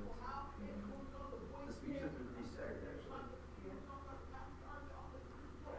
debaters have gotten so good that they take less and less prep, which made me feel stupid and stupid as a debater, me actually taking prep and shit. You know, like, damn, what the fuck they do now? I have terrible prep time management. Control C answers. But was the answers really that good though? Like, you don't need no prep no more? Like, yeah, they saying the same shit. Yeah, I mean, something. Okay, it's saved as 1 AR cards. Why? If I had to give a stand up one, we didn't take prep, and that's because I'm gonna get all of it out. The debate was over at that point. Like, nigga, you fucked us up. You know what this debate is about. 1-8, what? It's got 1 AR cards. Debaters have become amazing things. I seen one debater stand up and literally, like, they was getting their ass whooped in the block, and it was just like, all right, I'm good. And look at the worst speech of my life. Like, I watched elementary school kids give speeches for 9 minutes. And, you know, after the second minute, they're like, oh, I don't know what to say. And so the rest would be rambling about Doritos and small dogs and shit. And I was like, this college student, I will not release their name, but literally gave the worst speech of existence. I was like, yo, I know motherfuckers who can barely speak English. Hence, I went over to Europe and we went to this international forum. And they had a lot more to say than this motherfucker did was moving and speaking English from the rip. I was like, damn, they're fucking you up out here. You need to go with them. Like, you need to learn why you should speak English, if anything else. I was like, Project of Colonialism? Maybe. But yo, this your tongue and you can't speak it. I thought it was weird. And you go to an activity that says that we're supposed to do this intentionally or on purpose and in a particular direction. And how you not be able to speak, dude? Like, you wild. And I was like, maybe we got some followers who were like, yeah, he's ableist. I knew it. He said everyone should speak. And I was like, no, that's not what I said. It's not what I said at all. I said, if you think you can do it, be good at it. Fair enough. We'll see if I am. Okay. Oh, of course. Is everybody The bigger question is whether the 2 AR is. See, if you thought that was true, you never knew how I debated. I was double ones. I didn't care about the Twitter. Why would I do it now? Okay. Everyone good? Mm-hmm. Alright. Solving any of their link claims demands stronger liberal democracy. That is the hot top card which is conceded. Only increasing the amount of public control is able to, and decreasing majoritarian politics is able to lead to revolutions to overthrow the foundations of white supremacy. This is a prerequisite for resolving any aspect of native genocide. As long as white people are allowed to control democracy through majority rules, they will always be problematic. So we need to have a judicially led system where people are able to influence their rights in general. Now they say embodiment is a good starting point. No, it is not. The Ton evidence says it is a palliative. When we think that our body and our references to our own personal experience is sufficient, it leads to a confessional mode of politics where by talking about how we ourselves are affected by these structures, we feel better and do not feel like we have to take larger, broader action, which allows us effectively to cop out. That is the Ton evidence about the trade-off, which means we never address the larger structures, which continues to reify racism more generally. It is not just a problem of internet, it's not just a problem interpersonally. Why are we interpersonally racist? Because institutions trickle down and change the way we work. They've conceded the white evidence. We think we are individuals, but we are not. In fact, we are guided by the institutions we live in. Our debate team, our school, our family all have deterministic effects on how we believe, which means only changing those things is able to change anything. They say democracy requires slavery. No, it does not. Not a true democracy, because you cannot have a true democracy and you cannot have a liberal democracy when every individual is not granted rights, which means it is fundamentally diametrically opposed. Now, democracies are forced to listen to people. Democracies are forced to listen to the populace while they are in authorities, unlike authoritarian states, which means that there is no requirement for an economy through slavery. Scandinavian democracies never had slavery. They also have stronger economies than we do, which demonstrates this is not necessarily a one-to-one correlation, and indeed the plan is a rollback of the problematic systems that cause the executive-led system, which allows this kind of racism in the first place. They don't get justice in the courts. The act makes this better. We are prerequisite to having the government accessible to people in Guantanamo, which then spills over to a larger, more accessible form of judicial management. Now, but also, how do they change that? What skills do they use that change the way that the court system works? Obviously, the alternative doesn't resolve this, which means you should not make the perfect the enemy of the good. In this particular instance, they say our democracy leads to extinction. There is zero support for the studies show that it goes strongly the other direction. That's the core record. They studied empirically every single society that's existed. Democracies were much more likely to listen to the people, less likely to commit genocide, etc., which means that even if genocide exists within our society, it exists less, and unlike in the world of the old, which devolves into authoritarianism. That's the gag card there. Is democratic backsliding models of countries like Russia and China are less likely to listen to their citizens, are more likely to shut them down, or less likely to have rights in general, which means the alternative should not be seen as a perfect world. You have to look at practical structures. The framework debate, the NEG must defend the status quo, competitive option. They have conceded that the primary purpose of debate is to make us better decision makers, because this is how we interact with the world. So only through learning how to make decisions, through thinking about policy action, is able to affect the structures that they talk about. Ace of point is heavier bats. We talk about issues that are bigger than ourselves because it is easier for us when we actually deal with our personal lives. B is mutually accessible, which is a major concession. There is no comparative literature about them decolonizing a space versus us doing something else in a space. There is only comparative literature about broader action, which means that there is no clash under their mode of debate. So even if they're talking about things that you might find more important, they talk about them in more shallow ways, because the negative is never able, or the affirmative is never able to prepare. C is organizations. Only talking about through the government is able to consider organizational concerns, like how do we spend money, how do factions within our organization react to a policy that is top-down, etc., which means that we are the only ones who lead to the skills necessary to change the world. The Alagoso card is conceded. Now, this is not a rejection of their method for the sake of disagreeing. We have specific disadvantages that I extended above. Personal experience obviously influences why we believe that we should use the state. If they are right, there is no such thing as debate without the personal. It is only a question of whether we discuss that in a vacuum or in terms of a larger system. They say alternative solves, it fails. A is palliative. That was the town argument above. B is that we are not individuals. That was also the white card. Now, the permutation debate. First, they say it's sexual violence, but comparing any other experience with sexual violence decontextualizes it and reproduces rape culture, which trivializes victims, creates rape shaming, and prevents movements towards social justice solutions. Reject every instance. Hey, Fish, and 13, using rape as a metaphor, steal the powerful emotions associated with the experience to make rape to apply to a characteristically different kind of context. The virtual conceptualization of rape reproduces a myriad of existing structures. Rape culture is further reaching consequences, validates people who believe that rape is of little consequence, reinforces the banality of rape in dominant culture, meaning that people who come or are taken seriously are accused of lying or turned into a rape joke. All these things continue to influence the deprivation of social and criminal justice for surviving victims. These things are part of an interdependent network. A culture of rape gross representation of rape is horrific, traumatizing, and often life-altering event, fully detextualizing the meaning of the word to pretend for the sake of the argument that rape can be considered anything other than rape is ignorance of unquantifiable proportions. Rape exists both as one of the single most dehumanizing human behaviors within the dominant culture is defined by the erasure, subtle dismissal, and shaming by the systematic violence and inequality. Rape is never an appropriate analogy or metaphor for anything other than rape. Now extend the perm, do the plan, and also use the method of the alternative. This is not, answer their second dissent, this is not, even if coalitions are not unique, that we can always make those coalitions better. They say, we choose how we can be friends. This is not about being friends. Being in a coalition is different. It's about how we can have the same aims with other people and work together towards them. It does not matter if we like everything they do. Coalitions would fail if we only looked insularly and did not consider how we ought to change our coalition members' arguments. Group numbers 4 and 5. There is no link to the F in terms of being necessarily Eurocentric. We lead to democratic consolidation for everyone. The U.S. is already a democracy, which means that our F is necessarily outward looking because we are trying to make other countries better as well. And they have conceded that there's necessarily a better form of government. We don't claim to understand their interpolation. We just claim to have a better method of government. They say there's no institutional access. That is not true. The people who are weak and habeas to are people of color. They are people who are rotting Guantanamo now that the affirmative does nothing about. Also, our institutions include our families, they include our debate teams, etc., all of which are accessible. It's a question of how to make those organizations work in terms of affecting larger ones. Next, they say the perm is white infiltration. The perm is a construction of a better strategy that steals ideas from whiteness and uses them against it. The problematic history of contraceptives is awful, but are they really rolling that contraceptions are only good for white women? This is ridiculous. An example of how their politics remains too insular. Maybe contraceptives are not good for every woman of color. However, they are pretty good for a lot of poor women who can't afford an abortion and can't get one under Medicare because of the law that prevents abortions. Only influencing the larger way that institutions work is able to make life better for everyone. How much time do you have? I don't know. I had used like 5 minutes. How much do I have remaining though? Well, if you use 5 minutes, you have 5 minutes. But I did use 5 minutes. I don't know. What is it? 5 minutes sounds fine to me. Was it 6? I mean, I don't know. Doing my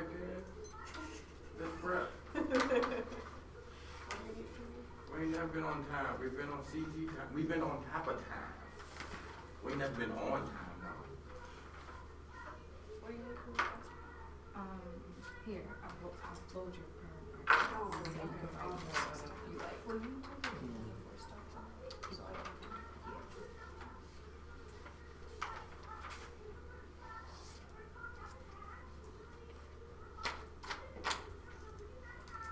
Oh man.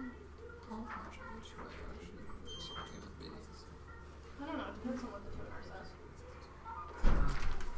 See what I'm saying?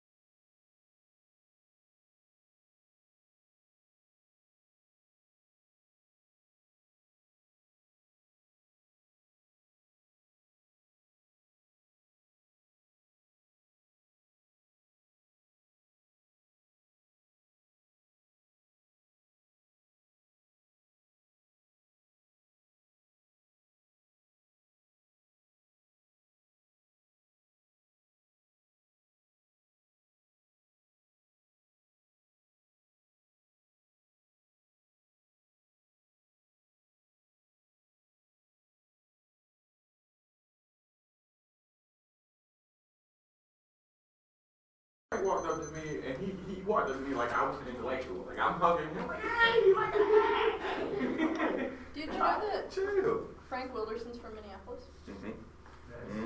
I went to my uncle's Thanksgiving dinner, and one of his best friends was there. It's the head of the African American Studies department at Carleton College. And I go, we're talking about debate for a really long time. Like, have you read the work of Frank Wilderson? This guy goes, shut the fuck up. And I'm like, wait, what? He's like, I've known him since he was a baby. Yo. His people was just like, what, the head of colleges and shit? I was just like, yeah, of course you write as well as you do, Frank. I wish I could have went to Dartmouth out this motherfucker. Like, cool. Like, definitely. Okay, let's do this. Oh, this what you want? Wait, is it this? Oh. Should I read this too? No. Okay, just yeah, it's on. You want to sit down and watch? No, I just broke the button off my pants. So I have to go fix it. If you can't fix it, okay. How you doing? Good, I'm about to start. You need About to both? give it to him. Huh? You need both? No, I got it. It's okay. I'm fat. These is gonna be snug. Oh, y'all. Oh, No, you what you judging? said was you got booty. Yeah, I'm judging. I thought y'all was. No, she ready to give a speech. That's why she was like, oh, you want to That's talk? like, Yeah, just walk out I was like like, curves, what? curves and shit. I thought y'all was waiting on a decision. oh no, that's what asked me. Are you gonna watch? Yes, ma'am. Okay. Well, you know I don't take that long to get decisions. What the fuck was we? Oh, this is gonna be so interesting. Are you ready for the beginning of the speech? I don't know this. The affirmative has proven why decision making needs to be resolved to us. They do not make any type of good decisions for the survival politics for people of color, specifically the segregation that we're talking about. When they talk about we need to talk about bigger issues, we're talking about bigger issues, the segregation of the people of color that actually exist in Baltimore, the fact of the direct geopolitical existence, the carving out of that space that actually segregates and definitely detain those people in particular spaces. The walls that are built up around in Detroit, the argument is basically literally the places where Native Americans are placed. This is the indefinite detention, the interpretation that we are deciding on that is problematic. This determination allows for the coherence of democracy to exist. That's why the reproduction of any type of their decision making will always lead to that type of notion where we will still be co-opted. Now, I'm going to go down to the permutation because, matter of fact, this is where you want to interpolate the Reed-Brinkley evidence, which you can see because now they're acting as good whites as far as their advocacy of their plan because they're appealing to formal principles of democracy just to continue the normative behavior. I mean, these still are aggressive acts. The world in which she is articulating that, the fact that black women bodies were experimented on in order for contraceptives to be used, Native people bodies were experimented on for the idea of contraceptives to be used for the and then to advocate for that this is for the benefit of all good. This is literally what Cleveland Healy evidence is basically talking about. The idea that is good for everybody, but she do not deal with the material realities of who bodies are actually being able to be determined as inferior in order to be experimented on and used as fungible and cumulable in the first place. So this becomes problematic. This is the complexity of the relationships that our starting point actually comes to grapples with. So in a world in which they are not providing for any type of teleos of what decision making, teleos of what survivability looks for us, you will always endure the starting point of our method. Our starting point of our method is the idea that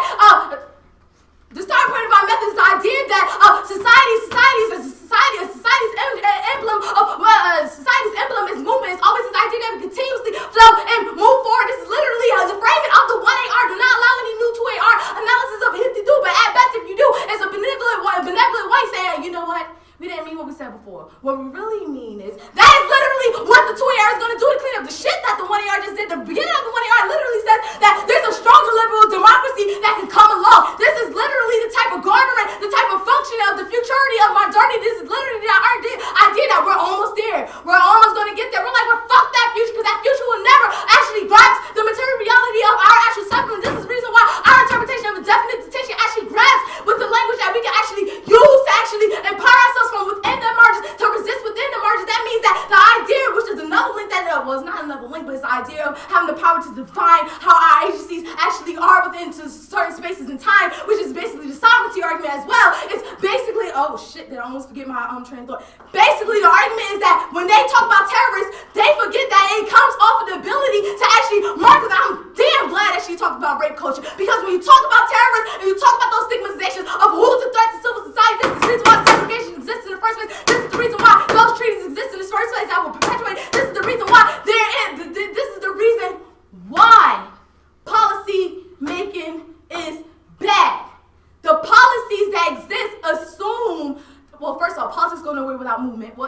talks about. So the politics that they're talking about, she's mobilizing them against women of color claiming rape culture. This is like the same shit, this is Rosewood going down right now. Like, these are the same type of scenarios that are taking place through a white woman's voice, and she does not understand how her ability to touch the female and the male, to look at how fungible and accumulable he was for reproducing, and then claim, oh my God, he raped me. You know, these type of complex of relationships are necessarily problematic, but she is not understanding how we are articulating sexual violence due to a permutation. Now I'm gonna go to the permutation because now this is where it actually becomes problematic.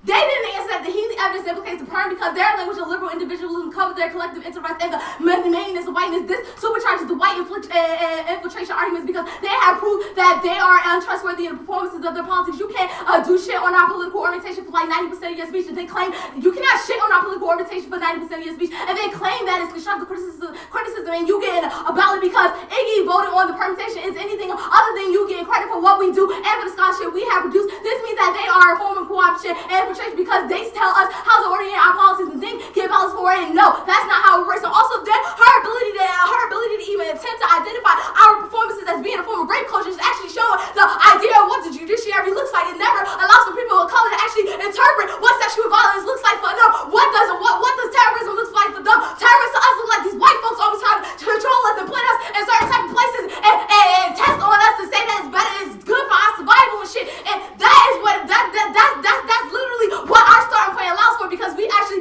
deal with how our bodies are mobilized in space and time and always resting upon this singular notion that is the liberal subject. Now, I think that there's an impact that they are not going to get coming out of the round. The world in which they're not extending any type of impact, we're still going to win that genocide is systemic in the world in which they identify genocide as having to start and stop. That's probably problematic because this links right back into the Healy evidence that talks about the only time when implications or any type of unity and coming together only matters is when it is a threat to the white race. So that is the racial bias in their language. And it's also a gender bias in their language, especially when she's trying to point out rape culture in the world in which your partner is the one, the 2A, the man is the one who actually initiated perm do both. We can definitely call that as being the form of sexual violence in the world in which he assumed that there is no type of consent. I did not do this performance for your ass to be happy that now democracy is strong. I did not do that performance for that. That's the reason why our starting point is necessarily better. You're going to negate. There's no reason why pretending to be political does anything good for us in the first fucking place.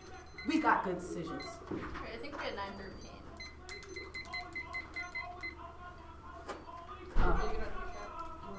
Yeah.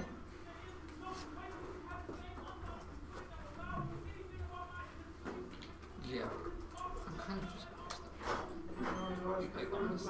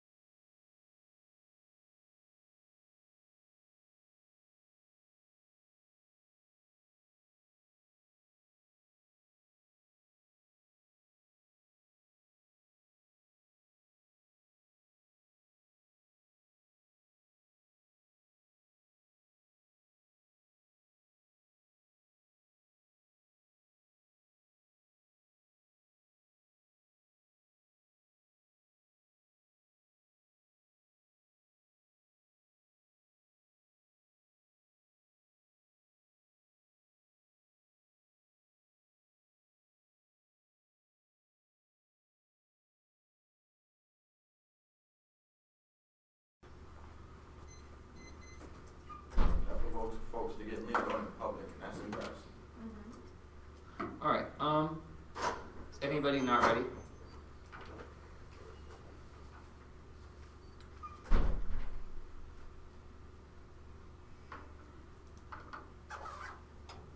Our democratic future allows for the realization of theirs. They have conceded the hate of evidence that only way for a revolution to be successful is when citizens can call upon the government, which the only way we can do that is by making structures more reflexive to their demands. Otherwise, any movements will be unsustainable and short-circuited in the long run, because the only way to stop instruments of power they criticize from clamping down resistance is holding their feet to the fire, which is precisely the F would do. They have conceded that democracy offers the best platform for resolving social inequality.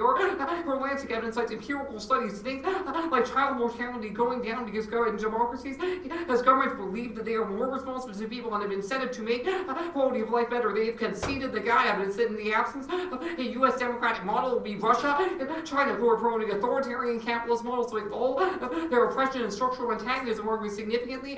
Whereas the 2NR also did not say a word the democratic peace theory. Our core right evidence is literally a minute long to the 1AC. It says that when citizens or the government is accountable to citizens and government liberal democracies are more likely to cooperate on international issues, the risk of conflict goes significantly down, which means we resolve all of their impacts, but they can resolve none.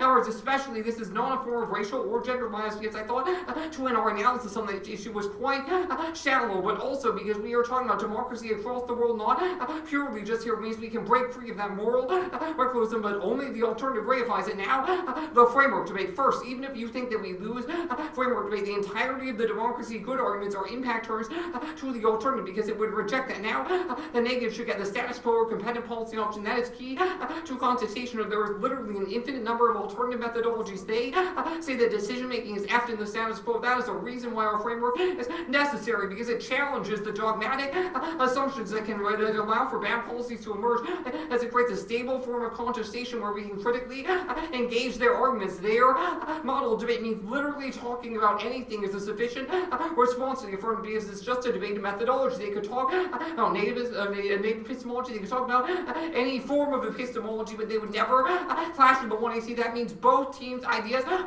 ultimately left incomplete and unevaluated, which ultimately decreases the efficacy of both those to form a political strategy. This might not be your favorite argument, but we are really winning this debate. They have conceded the Alagoso evidence, and the 2NR didn't say the word organizations, that only by talking about authority and funding and traits that uniquely apply to the government can we learn to be more effective within civil society organizations or form broader coalitions that go beyond two people. A debate team. The Alagoso evidence is engaging in organizational decision making is necessary to the success of any political movement, and also it improves our individual decision making skills, so we can choose to refuse certain things and become better advocates for change in our own lives, but only when we have the training ground to make. Now, they make a straw person of our argument is not that racist structures aren't big, but the solution that they propose is not big, because it is purely based on the context of this round. That is incontestable, because personal politics are inherently unable to be observed or discussed in the context of a deliberative debate round. This also answers their rebreaking evidence. This means we can discuss all of these important issues within our framework. Now, the alternative does not solve, because the 2NR both didn't breathe a word on how they change anything and conceded two arguments. First is white institutions are embedded, and Neville means it's only a question of engaging them. The alternative has zero solvency. Second is it creates a palliative change. We think a performance in this round can somehow resolve issues structural inequality on a broader scale, but that makes an illusion change. Only the addition of a broader race political struggle that reclaims liberal democracy is sufficient to resolve structural antagonism. Now, they say society is bad. The reason why society is bad is based on current trajectories, but of holding the government's feet to the fire via the corresponding mechanism to change that. Their own hot on evidence about majoritarian politics, but cool evidence says the judiciary would check that, because it means majoritarian impulses will always be voted down by the court if they violate fundamental rights and tenets. They have conceded the cyanide evidence that only climate judicial action can resolve authoritarianism. I don't know why she keeps talking about terrorism in the 2NR, because we didn't make a terrorism advantage claim at all, and this is fundamentally non-responsive. But if you think they have any link whatsoever, the permutation can resolve that. Now, it includes both methodologies and achieves a better synthesis for change. This is not a form of violence file an appropriation. Rather, it is a form that proves that both methods are commensurable. Now, I actually could not care less if you trust us. The whole point of having a coalition is you need to work beyond your differences and work with people you might not otherwise trust, because otherwise the slightest disagreements, like me disagreeing with their methodology or their framing, no coalition ever. That is devastating for any form of broad-based political action. Ultimately, the alternative can neither resolve the gains of the affirmative or its own. Now, all of their links are just about us not doing enough. Don't make perfect the enemy of good, or create a model of debate where the needs of Black and Indigenous communities are literally pitted against the people who are locked away in Guantanamo, which is hell on earth. But even if you bought nothing else of what I said, here is why we should win independently. They said that the PERB, and saying we can do two things simultaneously, is sexual violence. What? That is a form of a rape metaphor. That fulfills a rape culture and trivializes the suffering of individuals who actually go through material trauma. This is an example of how their politics is so insular and is ultimately disrespectful and terrible. How it's not just women of color who are affected, but white women, men, prisoners face this thing. We can combine two political strategies as sexual violence is literally an abhorrent argument and facilitates a rape culture that is ultimately terrible and an a priori issue in your decision calculus. The two did not grapple with. This is seriously offensive.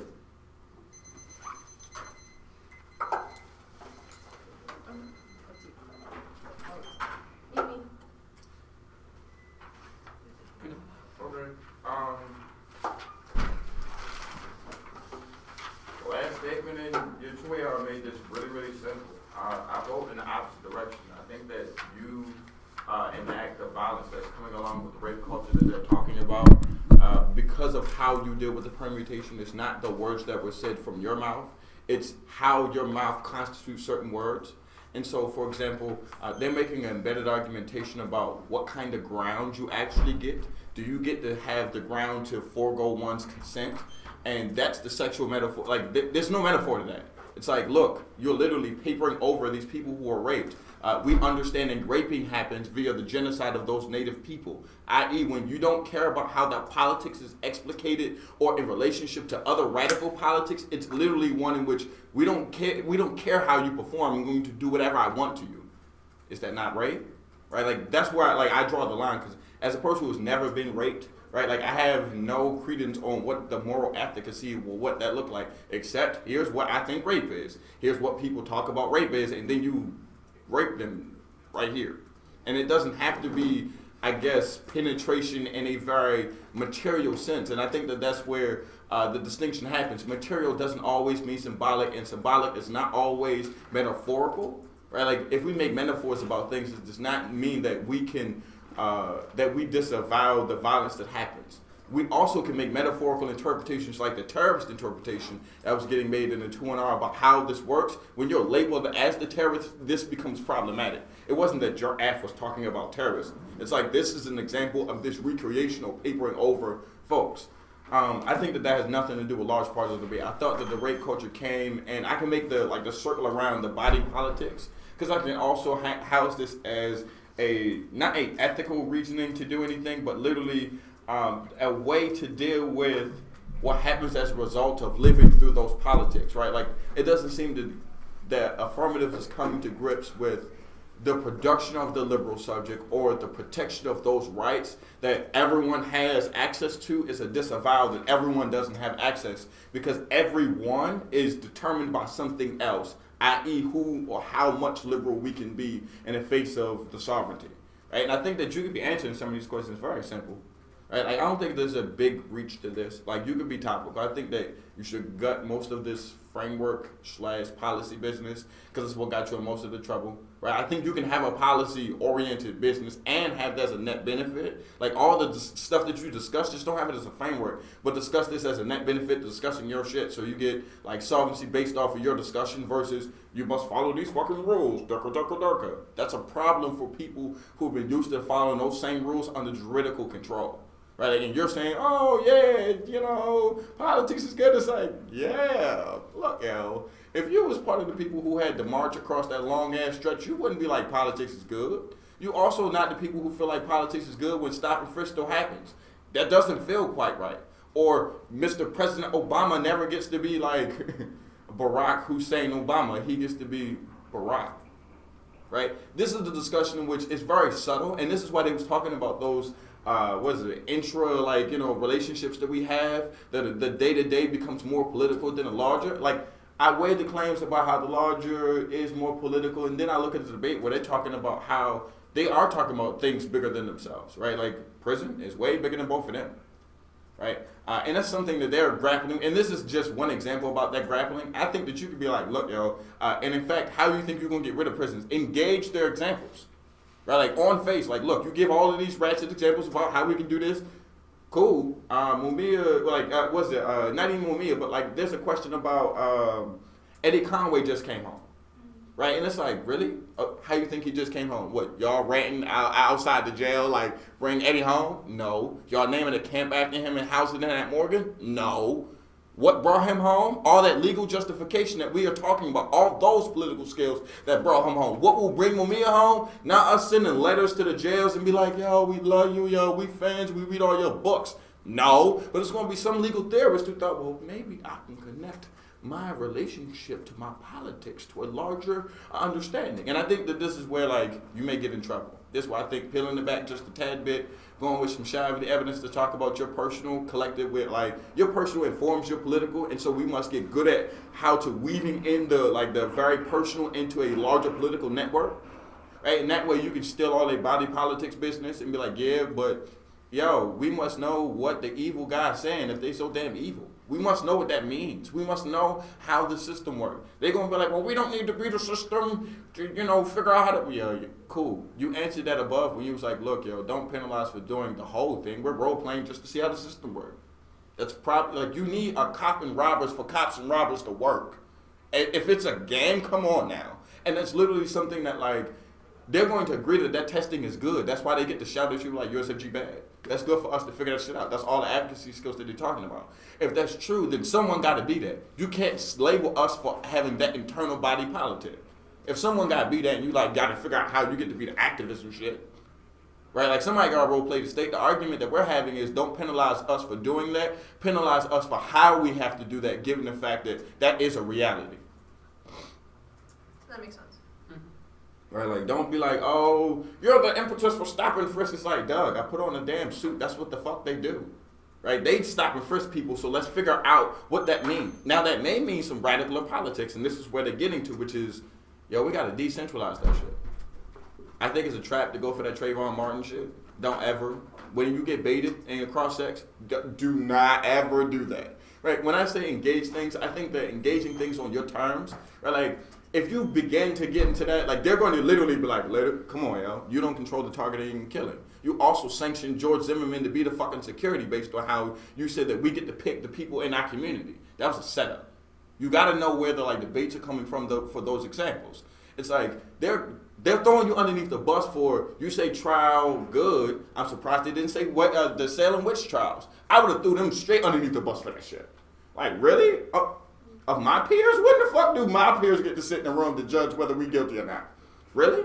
Like, I want to know that. And in fact, they weed out motherfuckers. They be like, hold up. Like, during Mumia's sentencing trial, they weeded out every person who heard him ever speak. So how could my peers ever be like people who adjudicate us? We know from the MOVE trials that they eradicated every black person from off that shit who ever heard or ever got their dogs walked by them, ever heard they fucking existed, or even dealt with anything that had any extent to their radical newspaper. So if you lived in the community with them, you literally could not be on trial for them at all.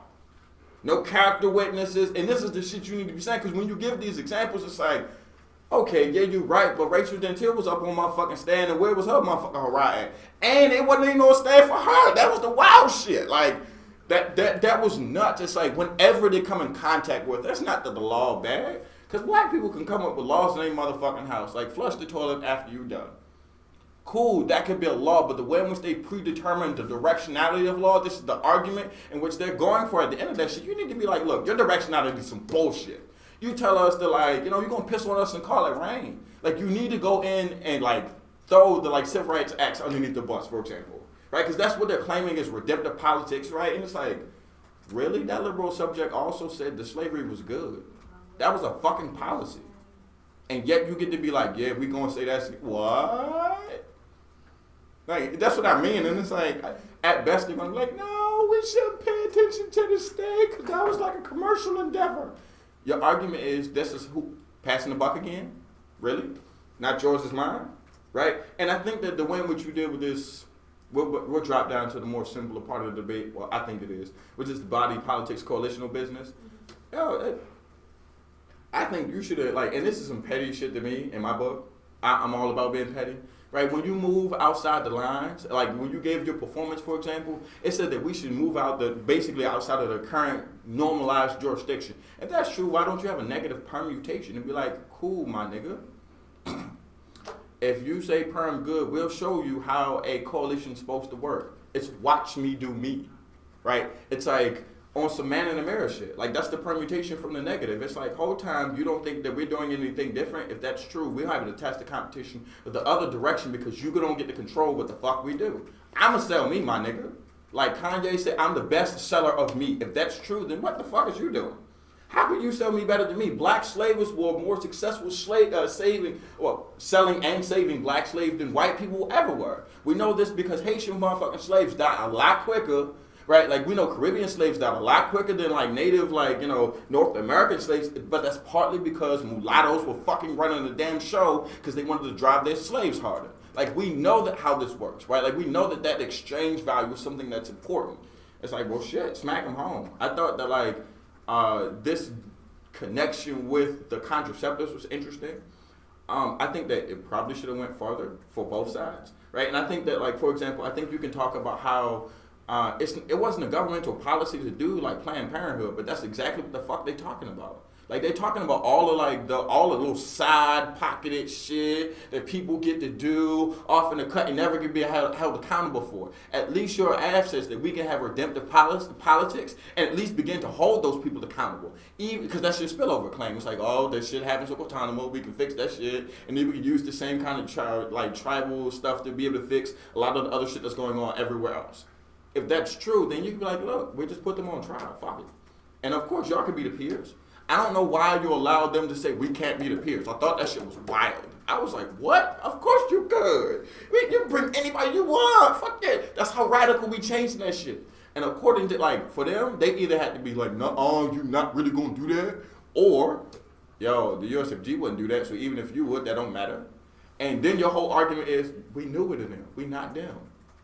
Like, that's literally what teams should be saying. Oh, we not there. We something new, right? And that's the distinction that you're making in the block. Well, like in 2AC, right? Like, how you're not the brand newest shit out here. It's like, look, yo, we kind of new, but here's where we make a definitive line where we're not just a typical act, right?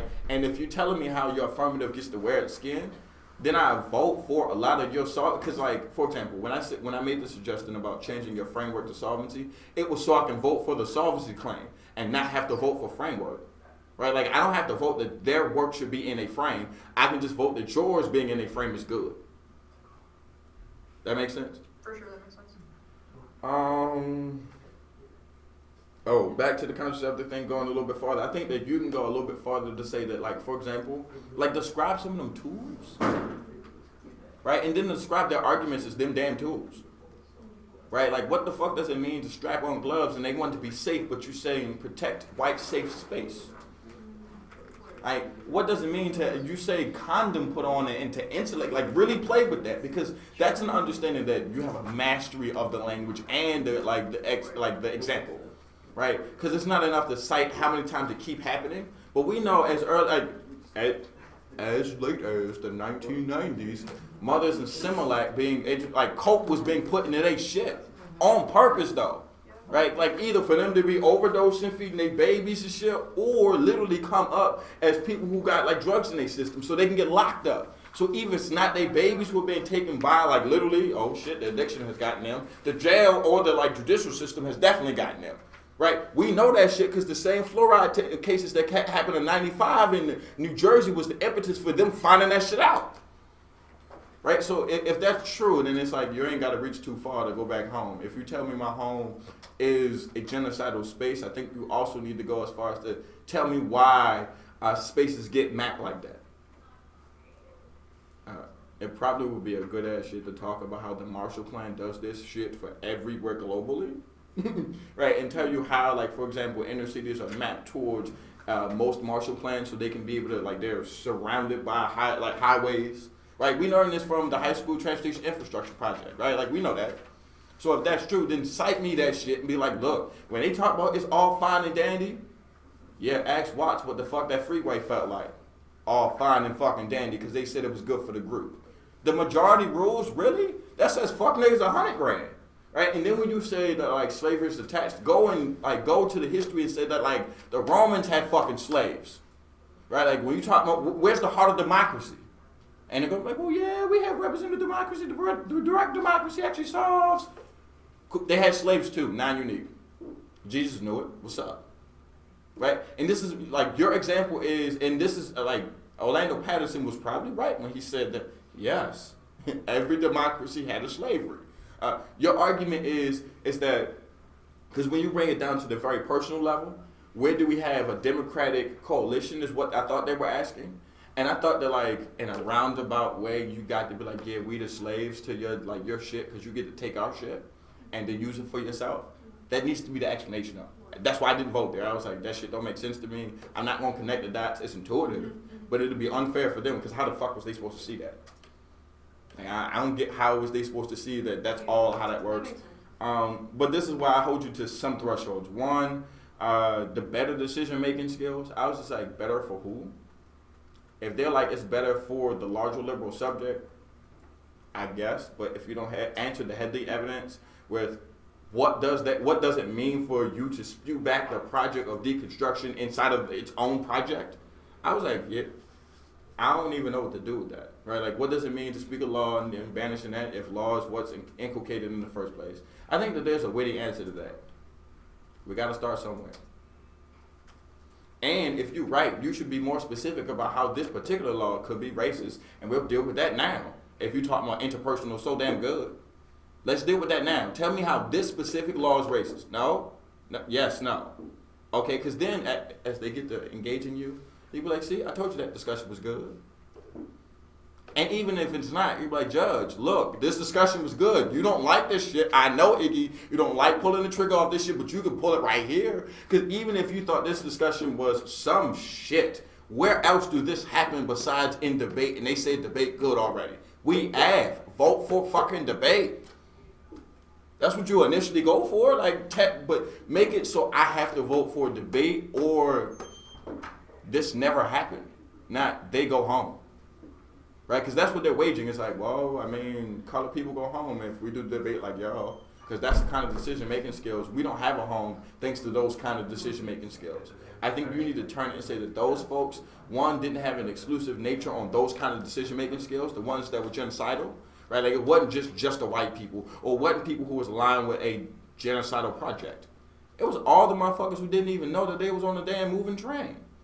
Everybody who stood neutral as shit going, oh damn, there's something fucking going on. Right? And I think that you could be talking about what to do about that body, ones who don't think that, ones who don't know if they're political, not ones who are denied that political access. It's like, what do you do for folks who just believe in fucking apathy? If you're right about how white supremacy works, then we must change their fucking minds. According to you, how are we going to do that? What, telling them? Looking at you? Watching you dance? At least we could risk it putting them on trial. Like, it's having them sit somewhere and be like, yeah, yo, vote on what you thought that was true. Because at least the debate about what happens as a result of that is a good one. Right? And that's where you really want to be at. There's some fruit to us having a debate about this debate. Right? It's good to debate about debate. That makes sense. Watch that black middle class equal progress shit. I ain't know what to do with that.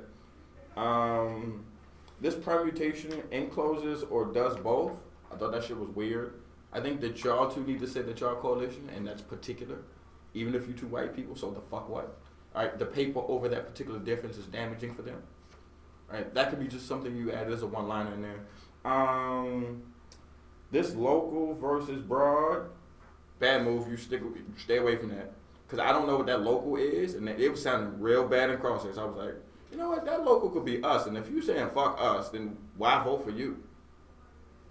I was like, that distinction is a little weird. Especially when they claiming body politics. I was like, I can see theirs. What the fuck's yours? Debate? Cool. Now I got a problem. You said fuck the local though. How is this ever a broader issue? Right? I think that twerking that out, you can get there. Yeah, I mean, I had a whole bunch of examples about like policies that were kind of some shit that y'all could be naming, like don't ask, don't tell. Right? I told you slavery was a policy. Blood quantums, come on, y'all. Right? I also think that, like, for example, very commercialized understandings about how this works, because they don't want to, like, I think that you want to be able to be diverse in your ability to say, even in the most mundane versions of your court, where it doesn't have you go to jail or you die consequences, right? Those economic ventures about, oh yeah, we should pay such and such, or we should, pay, like, those also have detrimental, like, effects. It's like, yo, who you decide to pay, how much do you decide to pay them? If you decide to pay them, like, like you pick and choose. That's how they get to decide what's good and bad, and that's your internal link to the liberalism shit, or the liberal subject shit. It's like, yo, under those lines about what is a policy, by them mandating we have a policy is literally what got my fucking people into treaties and saying it was good, and then they're saying, oh yeah, that's just because there was a fucking policy. Right? Start at where the policy has interacted with your body politics and railroad the shit out there from start to finish. That way, the 2 hour can literally just be a list of, they said believe in policy. All right, I got me a list of 155 reasons, still writing, fuck policy. 1, 2, and you can start naming people. Right? You can start naming policies that are super outrageously fucked up. And of course, their response is, we ain't got nothing to do with that, but that's your argument. How come you ain't got nothing to do with that, but you got something to do with this? You want to say link of omission, we want to say trade-off this ad. You say your shit important, and we say fuck the people of color. And every other interaction in this debate round is literally examples or links about how that happened and an impact discussion. That's the genocide debate. Yeah, I try to make it simple. Or simple enough. I'm sorry. If I took too much time, got any questions? I'm good. No, answered everything. Thank you. Thank you for your decision. This little camera shit was weird. Still on. Yeah, you just moved it. Whoa. Say what's up to the homies.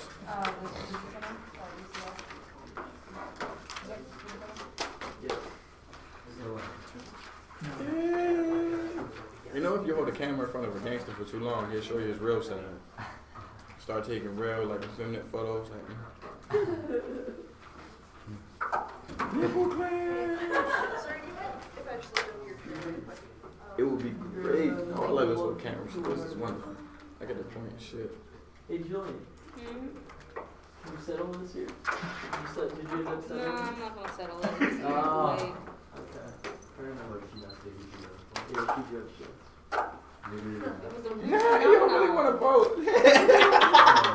You gotta settle it between Christians. We'll see it. No, you don't. Like, if he does, then you don't travel. I don't know what you want. Like, what?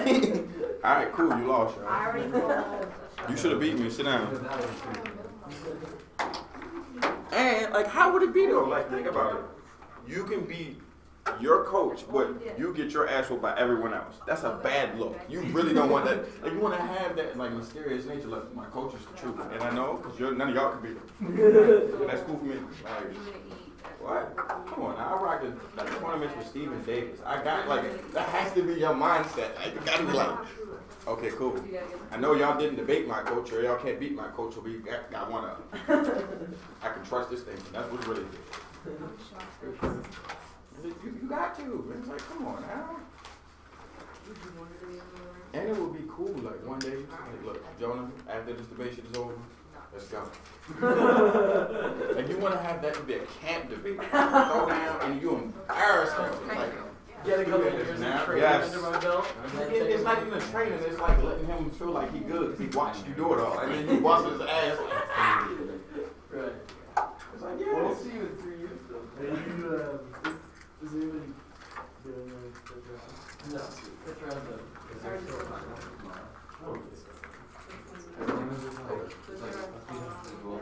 Oh, no, my wife better come out with shit. Yes, you get right. Oh, maybe. Stop not getting that shit. What is it? I'm gonna go. Or stick Are you around trying to for go to the hotel now? Or No, I didn't. No, she was already like that. Pre-baby. Those babies, there's a reason now. She just won't go. Yes, it's not down there, so to me, leave me alone. That would be my arch. That baby is not leaving nowhere. I think it's all. What's with it? So at first it's Russian River. Yeah, is it flying? No. Right. Yeah, as my friend would say. They went